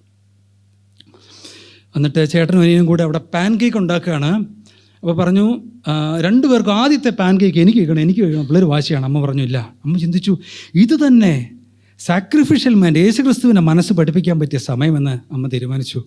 അമ്മ മക്കളോട് പറഞ്ഞു, നിങ്ങളുടെ സ്ഥാനത്ത് നിങ്ങൾ വാശി പിടിക്കല്ലേ, യേശുവാണ് എന്തു പറയും, ആദ്യത്തെ പാൻ കേക്ക് നീ എടുത്തോടെ, എനിക്ക് രണ്ടാമത്തെ മതി എന്ന് പറയും. അപ്പോൾ ചേട്ടൻ പറഞ്ഞു, അനിയ മോനെ, നീ യേശു ആയിക്കോടാ. അതാണ് നമ്മുടെ സാക്രിഫിഷ്യൽ മൈൻഡ്. നമ്മൾ അങ്ങോട്ട് തിരിഞ്ഞ് ഞാൻ ഉറങ്ങിക്കോട്ടെ പ്ലീസ് എന്നാ പറയുന്നത്. Serving mind. നമുക്ക് എത്രത്തോളം നമുക്ക് പറ്റും മറ്റുള്ളവരെ ശുശ്രൂഷിക്കുക. മറ്റുള്ളവരൊക്കെ ഇവിടെ നമ്മൾ ഭാര്യനെയും ഭർത്താവിനെ എത്രത്തോളം ശുശ്രൂഷിക്കാൻ പറ്റും. ആ ശുശ്രൂഷിക്കാൻ മനസ്സുണ്ടെങ്കിലാണ് നിങ്ങളുടെ കുടുംബജീവിതം വിജയിക്കാൻ പോണത്. അതിനുള്ള മനസ്സുണ്ട്, ഈ വിജയിച്ചിരിക്കും. എന്നെ ഞെട്ടിച്ച ഒരു സംഭവം, മുഴുവൻ കഥയല്ലേ, ഓർത്തിരിക്കണം കേട്ടോ. അതന്നെ കഥ മാത്രമേ പോയത്. എന്തതിൻ്റെ കാരണം? സെർവിങ് മൈൻഡ്, ശുശ്രൂഷ ചെയ്യാനുള്ള മനസ്സ്. ലിൻഡൻ ബി ജോൺസൺ എന്ന് പറഞ്ഞൊരു അമേരിക്കൻ പ്രസിഡൻ്റ് ആയിരുന്നു. അദ്ദേഹം കെന്നഡിക്ക് ശേഷം വന്നാണ്, മിടുക്കനായിരുന്നു. അദ്ദേഹത്തിൻ്റെ ഒരു ഉദ്യോഗസ്ഥൻ്റെ പേരാണ് ജോൺ കെന്നത്ത് ഗോൾബ്രേത്ത്. ഭയങ്കര എക്കണോമിസ്റ്റും രാജ്യതന്ത്രജ്ഞനുമായിരുന്നു. ഒരേ സമയത്ത് കാനഡയിലും അമേരിക്കയിലും വളരെ പ്രശസ്തനായിട്ടുള്ള ആളായിരുന്നു. സാമ്പത്തിക കാര്യങ്ങൾ കൈകാര്യം ചെയ്യാൻ അതിമിടുക്കൻ. ഈ ജോൺ കെന്നത്ത് എന്ന് പറയുന്ന ആളുടെ വീട്ടിൽ ഒരു മെയ്ഡുണ്ടായിരുന്നു, അദ്ദേഹത്തിൻ്റെ ജോലിക്കാരി ഉണ്ടായിരുന്നു. അവരുടെ പേര് എമിലി ഗ്ലോറിയ വിൽസൺ. അപ്പോൾ അമേരിക്കൻ പ്രസിഡന്റ് ബജറ്റുമായിട്ടൊക്കെ ബന്ധപ്പെട്ട് അങ്ങനെ ലിൻഡൻ ബി ജോൺസൺ വളരെ ബന്ധപ്പെട്ട് നിൽക്കുമ്പോൾ തീരുന്നില്ല. പിറ്റേ ദിവസം ബജറ്റ് അവതരണം, ആകെ തിരക്കാണ്. എവിടെ ജോൺ കെന്നത്ത്? അദ്ദേഹത്തെ വിളിക്കേ. അപ്പോൾ അദ്ദേഹം വലിയ ശുശ്രൂഷകൾക്ക് ശേഷം അദ്ദേഹം വീട്ടിൽ വന്ന് വിശ്രമിക്കുകയാണ്, കിടക്കുകയാണ്. അദ്ദേഹം ജോലിക്കാരോട് പറഞ്ഞു, എനിക്ക് വിശ്രമം ആവശ്യമുണ്ട്, വിസിറ്റേഴ്സ് ഒന്നും അലവ് ചെയ്യരുത്, ഏത് ഫോൺ വന്നു കഴിഞ്ഞാൽ എനിക്ക് തരേണ്ട ആവശ്യമില്ല. Thank you sir. സമയമില്ലാത്തതുകൊണ്ട് പ്രസിഡന്റ് എന്നെ നേരിട്ട് വിളിച്ചു. ഈ സ്ത്രീയാണ് എടുത്തത്, ഈ ജോലിക്കാരിയാണ് എടുത്തത്. Connect me to John Kenneth, I want to talk to him. Sorry sir, he is sleeping, said not to disturb. Sorry sir. Phone വെച്ചു. വീണ്ടും കോൾ വന്നു. I am Lyndon B Johnson, the president. Wake him up. I'm sorry, sir. Sorry, Mr. President. I am serving my master. Sorry, sir. ഫോണോട് വെച്ചു. എന്താ ചെയ്യുക സാധാരണ president? അങ്ങനെ വിളിച്ചിട്ട് പറയും, ഈ കിണറ്റിന് വിളിച്ചു, അവിടെ വീട്ടിലൊരു ആളെ നിർത്തിയിട്ടുണ്ടല്ലോ, ഫയർ. പ്രസിഡന്റ് പറഞ്ഞു, വൈറ്റ് ഹൗസിൽ ഈ സ്ത്രീയെ ആവശ്യമുണ്ടെന്ന് പറഞ്ഞു, ഇതുപോലുള്ള ആളുകളെ വേണ്ടതെന്ന് പറഞ്ഞു. നിങ്ങൾ ആരെയാണ് സെർവ് ചെയ്യുന്നത് പ്രിയപ്പെട്ടവർ? കർത്താവ് പറഞ്ഞത്, കർത്താവിൻ്റെ മാതൃക, അത് ശുശ്രൂഷിക്കാനാണ്. അതിന് നിങ്ങൾ പ്രയോറിറ്റി കൊടുക്കോ. കുടുംബജീവിതം എവിടെയും പരാജയപ്പെടില്ലെന്ന്, അതിനുവേണ്ടി നിന്നാൽ മതി. ഓർക്കണം പ്രിയപ്പെട്ടവരെ, നാം വിവാഹം കഴിക്കുന്ന ഒരു പാപിയാണ്, ഞാനും ഒരു പാപിയാണ്. ഏറ്റവും വലിയ പ്രശ്നം എന്ന് പറയുന്നത് സെൽഫാണ്. സെൽഫിയുടെ ലോകമാണല്ലോ അല്ലേ. ഒരു ദിവസം 10 കോടി സെൽഫിയാണ് എടുക്കുന്നത്. ഞാനിപ്പോൾ എവിടെയാണെന്ന് കണ്ടോ, ആരുടെ കൂടി നിൽക്കുന്നത് കണ്ടോ, എനിക്ക് കുഴപ്പമില്ല. പക്ഷേ ഞാൻ മിടുക്കനാണ്. I am the centre of the universe. അറിയാതെ നമ്മുടെ ഉള്ളിൻ്റെ ഉള്ളിൽ അതാ ചിന്തിക്കുന്നത്. കോപ്പർനിക്കിയൻ വിപ്ലവം വന്ന ശേഷം അത് പോയി കേട്ടോ. ഭൂമി അല്ല കേന്ദ്രം, അത് ഓർത്തോളണം. ഞാനാണ് എല്ലാത്തിൻ്റെ ആള്. നടക്കില്ല. അപ്പോൾ കൗൺസിലിങ്ങിന് പോയാലും, ട്രസ്റ്റ് ബിൽഡ് ചെയ്യാൻ ശ്രമിച്ചാലും, റിലേഷൻഷിപ്പ് റിസ്റ്റോർ ചെയ്യാൻ ശ്രമിച്ചാലും ഒക്കെ ഓർത്തോളണം, താഴ്മ വേണം, എങ്കിലേ വിജയിക്കുള്ളൂ. ഇല്ലെങ്കിൽ ഒരു കൗൺസിലർക്കും ഹെൽപ്പ് ചെയ്യാൻ സാധിക്കില്ല എന്നുള്ളതാണ്. വീണ്ടും ഫിലിപ്പ് ലേഖനം 2-ാം അധ്യായം വരികയാണ്. Seek your partners needs.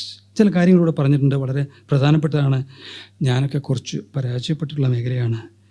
ഇവിടെ നോക്കൂ, നിങ്ങളുടെ ഇണയെ മനസ്സിലാക്കുക. അച്ചായ, നമുക്ക് ഇച്ചിരി സംസാരിച്ചുകൊണ്ട് കിടക്കാം. ഭയങ്കര സന്തോഷമായി. ഓടിച്ചെന്ന് കൂടെ കിടന്ന് എന്താ പറഞ്ഞേ, കുറച്ച് സംസാരിച്ചുകൊണ്ട് കിടക്കാം. പുള്ളി ഇച്ചിരി സംസാരിക്കണം, പുള്ളി ഉറങ്ങിപ്പോയി. അല്ലെങ്കിൽ പുള്ളിക്കൊരു ദുരുദ്ദേശം, എന്താണ് പറയുന്നത്, സെക്സ് വേഴ്സസ് അഫെക്ഷൻ പറ്റും. അവിടെ കിടന്ന് ആ പറയുന്നതൊക്കെ കേട്ട് ഒരു അഫെക്ഷൻ്റെ ലെവലിലേക്ക് പോകാൻ പറ്റുമോ? Thoughts versus emotion. ഭാര്യയ്ക്ക് വേണ്ടതാണ്, ഭാര്യ മനസ്സിലാക്കണം. പ്രത്യേകിച്ച് നമ്മുടെ ഭാഗത്ത് വലിയ പുതിയ പിള്ളേരൊക്കെ എല്ലാം പഠിച്ച കുഴപ്പമില്ല കൊണ്ട്. എന്നാലും നമ്മുടെ ചിന്തകൾ, ആ ചിന്തകൾ പിന്നെ കാഴ്ച, ചിന്തിച്ച് പിന്നെ കാഴ്ച, അങ്ങനെ അങ്ങ് പോകും. അവരെ സംബന്ധിച്ചത് അഫെക്ഷൻ, ഇമോഷൻ, വാക്കുകൾ, നല്ല വാക്കുകൾ പറയാൻ സാധിച്ചാൽ. നമ്മുടെ കോൺഫ്ലിക്റ്റിൻ്റെ മേഖലയിൽ മറ്റൊന്ന്, സ്പീഡിൽ പോവാം. പണം ചെലവഴിക്കുന്നത് സംബന്ധിച്ച് അതൊക്കെ നമുക്കൊരു നല്ല ധാരണയുണ്ടെങ്കിൽ സാധിക്കുമെന്ന് വിചാരിക്കുന്നു. പഴയ കാലത്തെ അമ്മച്ചിമാരുടെ കയ്യിൽ കുറച്ച് പണം അവർക്കുണ്ടായിരുന്നു. നെയ് വിറ്റോ എന്തെങ്കിലും കാര്യമൊക്കെ ആയിട്ട് കുറച്ച് അവരുടെ ഒരു പേഴ്സണൽ പണം ഉണ്ടായിരുന്നു. സമയം ഉപയോഗിക്കുന്നത്. നമ്മൾ നേരത്തെ പറഞ്ഞ പോലെ ഒത്തിരി ലേറ്റായിട്ട് വരുന്നു, സമയമില്ല. നിങ്ങൾ എങ്ങനെയെങ്കിലും സമയം കണ്ടെത്തണം എന്നുള്ളതാണ്. കഴിഞ്ഞ ദിവസം അവൾ പറഞ്ഞത്, വിശ്വാസികളാണ്, 11 മണിയാകുമ്പോൾ അവൾ കുട്ടികളെ കുളിപ്പിക്കാൻ പോകുന്നത്. 11 മണിയാകുമ്പോൾ. അപ്പോൾ ഭാര്യ പറഞ്ഞു, എനിക്ക് അല്ലാണ്ട് പറ്റുന്നില്ല, ഇവിടെ അത്രയും പണികളാണ്. അപ്പോൾ ഇന്നും അവിടെ ആ കാര്യത്തിലൊരു കോൺഫ്ലിക്റ്റ്. ഇതുവരെ ശരിയാവുന്നില്ല, ശരിയാക്കാൻ പറ്റുന്നില്ല, എങ്ങനെയെങ്കിലും ഇരുന്ന് ശരിയാക്കണം, ഇതൊക്കെ പറയണം. നിങ്ങളുടെ ജോബ് സിറ്റുവേഷൻ, കുട്ടികളെ വളർത്തുന്നതിനെ സംബന്ധിച്ച കാര്യം, അമ്മായിയപ്പനും അമ്മായിയുമായിട്ടുള്ള ബന്ധം, ഇതെല്ലാം നന്നാവണിൽ പ്രിയപ്പെട്ടവരെ നമുക്ക് വേണ്ടത് താഴ്മയോടുകൂടെ ദൈവത്തിൻ്റെ സന്നിധിയിൽ ഇരിക്കുക എന്നുള്ളതാണ്. ഇവിടെ ഹസ്ബൻഡ് ടു ലീഡ്, അടുത്ത പേജ്, വൈഫ് ടു ഹെൽപ്പ്.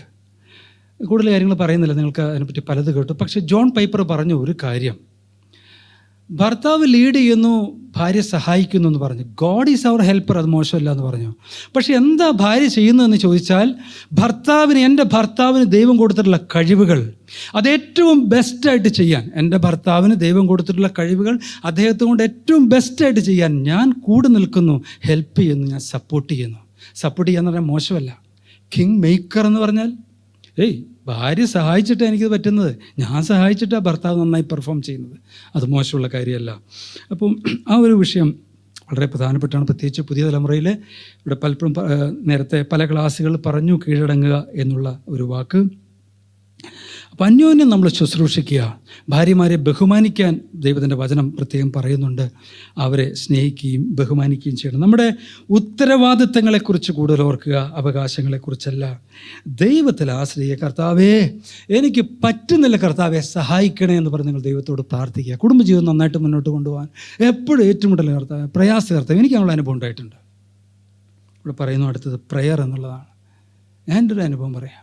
ഇച്ചിരി ഇത്രയും ഇപ്പോഴും പക്വതയായിട്ടില്ല, എന്നാൽ ഇച്ചിരി പക്വത കുറഞ്ഞ കാലത്തായിരുന്നു. വിവാഹ ജീവിതം കഴിഞ്ഞ ആദ്യ കാലത്ത് ഞാൻ ചർച്ചയിൽ പറഞ്ഞു, ഞങ്ങളുടെ കുടുംബജീവിതത്തിൽ ഇച്ചിരി പ്രയാസങ്ങളൊക്കെ ഉണ്ട്, എല്ലാവരും പ്രാർത്ഥിക്കണം. കുറേ പേര് പ്രാർത്ഥിച്ചു. ഞങ്ങൾക്ക് ഒത്തിരി വ്യത്യാസമുണ്ടായി.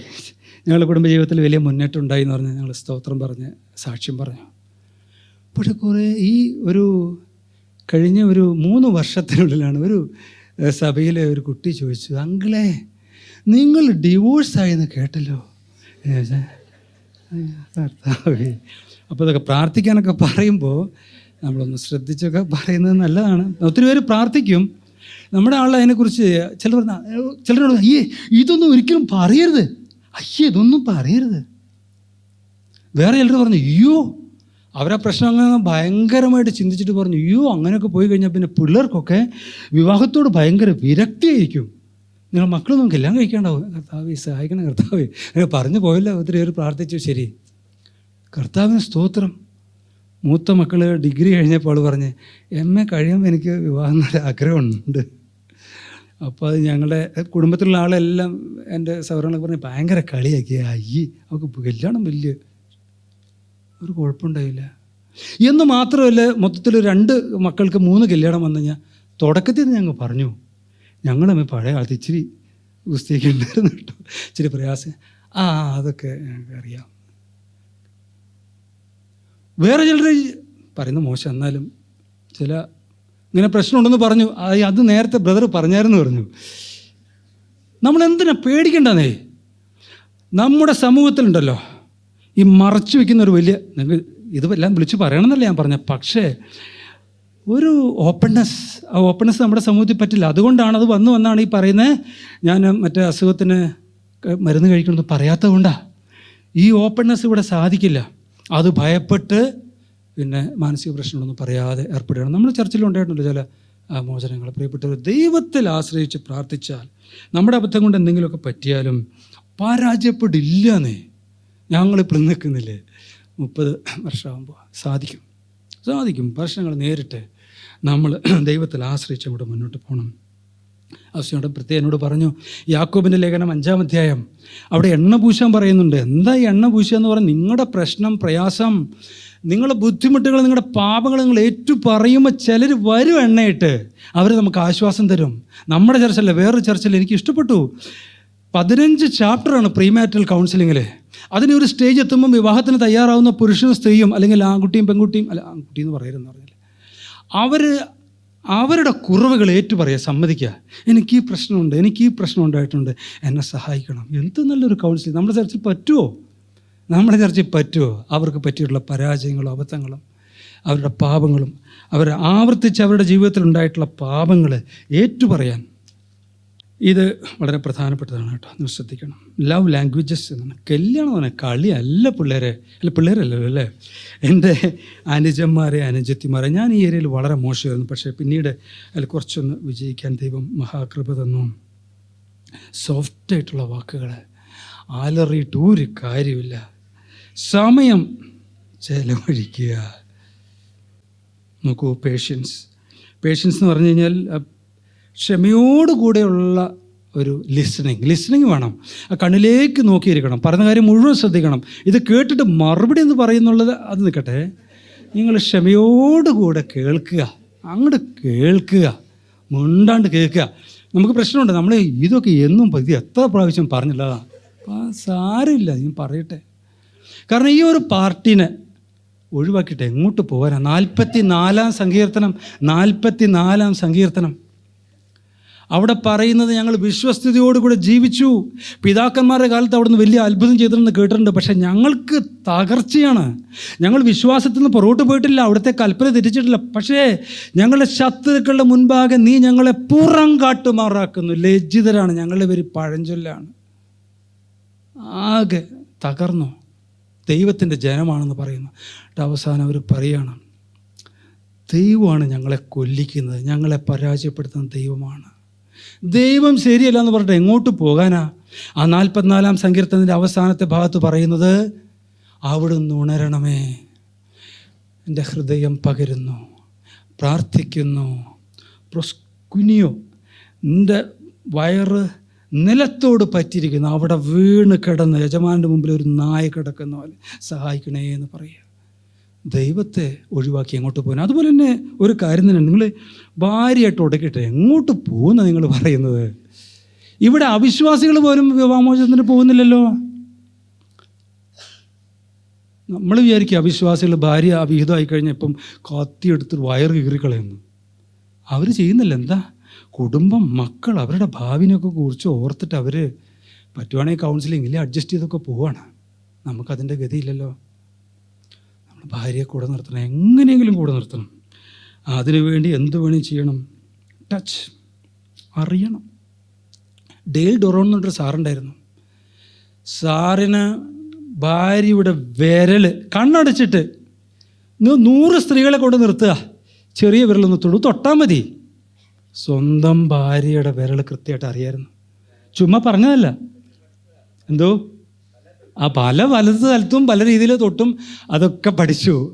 അവളുടെ സ്വഭാവം പഠിച്ചു, ശരീരം പഠിച്ചു, ശരീരത്തിൻ്റെ പിന്നെ നമ്മുടെ സോങ് ഓഫ് സോളമനൊക്കെ നന്നായിട്ട് പഠിച്ചിട്ടുണ്ടാവും. അങ്ങനെ അദ്ദേഹത്തിന് നന്നായിട്ടറിയാം. നമ്മുടെ 20, 25, 30 വർഷമായിട്ട് ഭാര്യമാരെന്താ പറയുന്നത്? എന്നാലും എൻ്റെ അച്ഛൻ എന്നെ മനസ്സിലായില്ലല്ലോ, എന്നെപ്പറ്റി ഇങ്ങനെയല്ലേ വിചാരിച്ചതെന്നാണ് പറയുന്നത്. തീർന്നില്ലേ? അതെങ്ങനെയെങ്കിലും മനസ്സിലാക്കണം. നോ എന്നുള്ള അർത്ഥം പറഞ്ഞാൽ അത് ആ അറിവ് മാത്രമല്ല, എല്ലാ നിലയിലും അറിയാം. ഞാൻ വെറുതെ പറഞ്ഞതല്ല കേട്ടോ. ഇവരൊരു ഗെയിം ഉണ്ടായിരുന്നു, ഇവിടെ ഒന്നും ആ ഗെയിം പറ്റില്ല കേട്ടോ. 20 ഭാര്യമാരെ നിർത്തിയിട്ട് ആ ഭാര്യമാരുടെ 20 ഭർത്താക്കന്മാരെ കണ്ണും കെട്ടിയിട്ട് വിടുക. എന്നിട്ട് നോക്കുക, വിരൽ മാത്രമേ പരിശോധിക്കാവുള്ളൂ. സ്വന്തം ഭാര്യ, എല്ലാവരും വിരലും എന്നെ പരിശോധിക്കാൻ കഴിഞ്ഞിട്ട് ഒന്നും കിട്ടിയില്ല. അവസാനം വേറൊരാളുടെ ഭാര്യയാണെന്ന് പറഞ്ഞ് ഇതാണെന്ന് സ്വന്തം ഭാര്യ അവിടെ നിന്ന് കണ്ണീര് ഒലിപ്പിക്കുക. ഡെയിൽ ഡോറോൺ സാറ് ഒന്ന് തൊട്ടു പോയി. കറക്റ്റ്, സ്വന്തം ഭാര്യ കറക്റ്റ് അറിയാൻ പറ്റുമോ? ഈ ടച്ച് എന്ന് പറയുന്നത് വളരെ പ്രധാനപ്പെട്ടതാണ്. ഭാര്യ അങ്ങോട്ട് തിരിഞ്ഞു പുറകെ കൂടെ ചെന്നിട്ട് അങ്ങനെ കെട്ടിപ്പിടിക്കുക കേട്ടോ. തിരിച്ചു. ആ ടച്ചിന് വലിയൊരു കാര്യമാണ് ഇവിടെ പറയുന്നത്. നെവർ നെഗ്ലക്ട്, ബി ലിറ്റിൽ എന്ന് പറയും. ഓ നീയൊക്കെ എനിക്കൊക്കെ എന്നെ അറിയാം.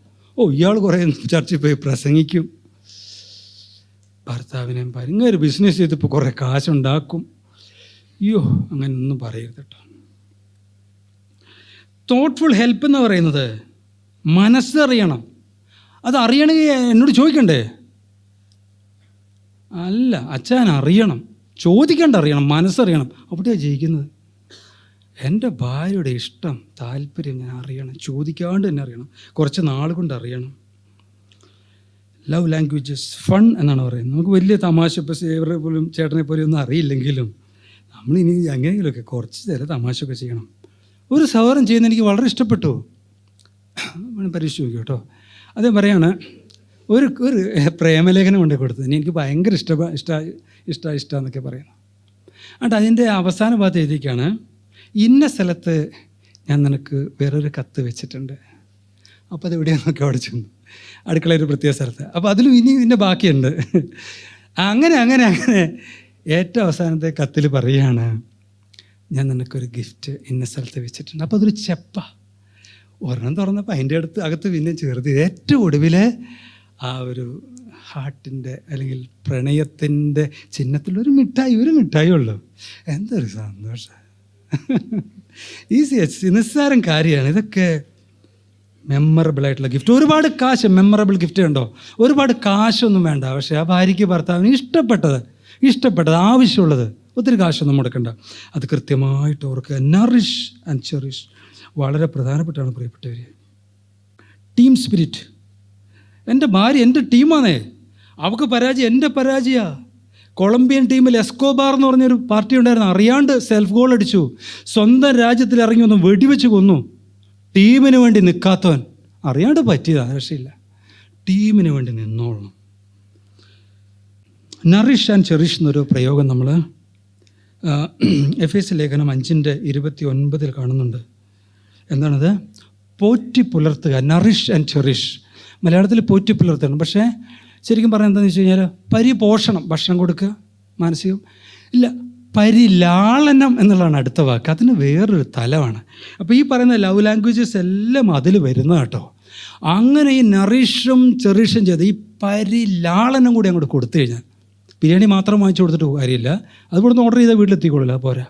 ഈ പരിലാളനം കൊടുത്തു കഴിഞ്ഞിട്ടുണ്ടല്ലോ, നമ്മൾ ചിലപ്പോൾ വായിക്കൂലേ, എന്താ അല്ല, പഴയ കാലത്ത് ഓട്ടോറിക്ഷക്കാരനെ കൂടെ പോയി, അവിശ്വാസികളെ കുറിച്ച് കേട്ടോ, അല്ലെങ്കിൽ ബസ് ഡ്രൈവറുടെ കൂടെ പോയി, അതൊക്കെ ഡ്രൈവറും ആ തിരി കാണുമ്പോൾ ഇഷ്ടപ്പെടും, മിട്ടുകനാണ്.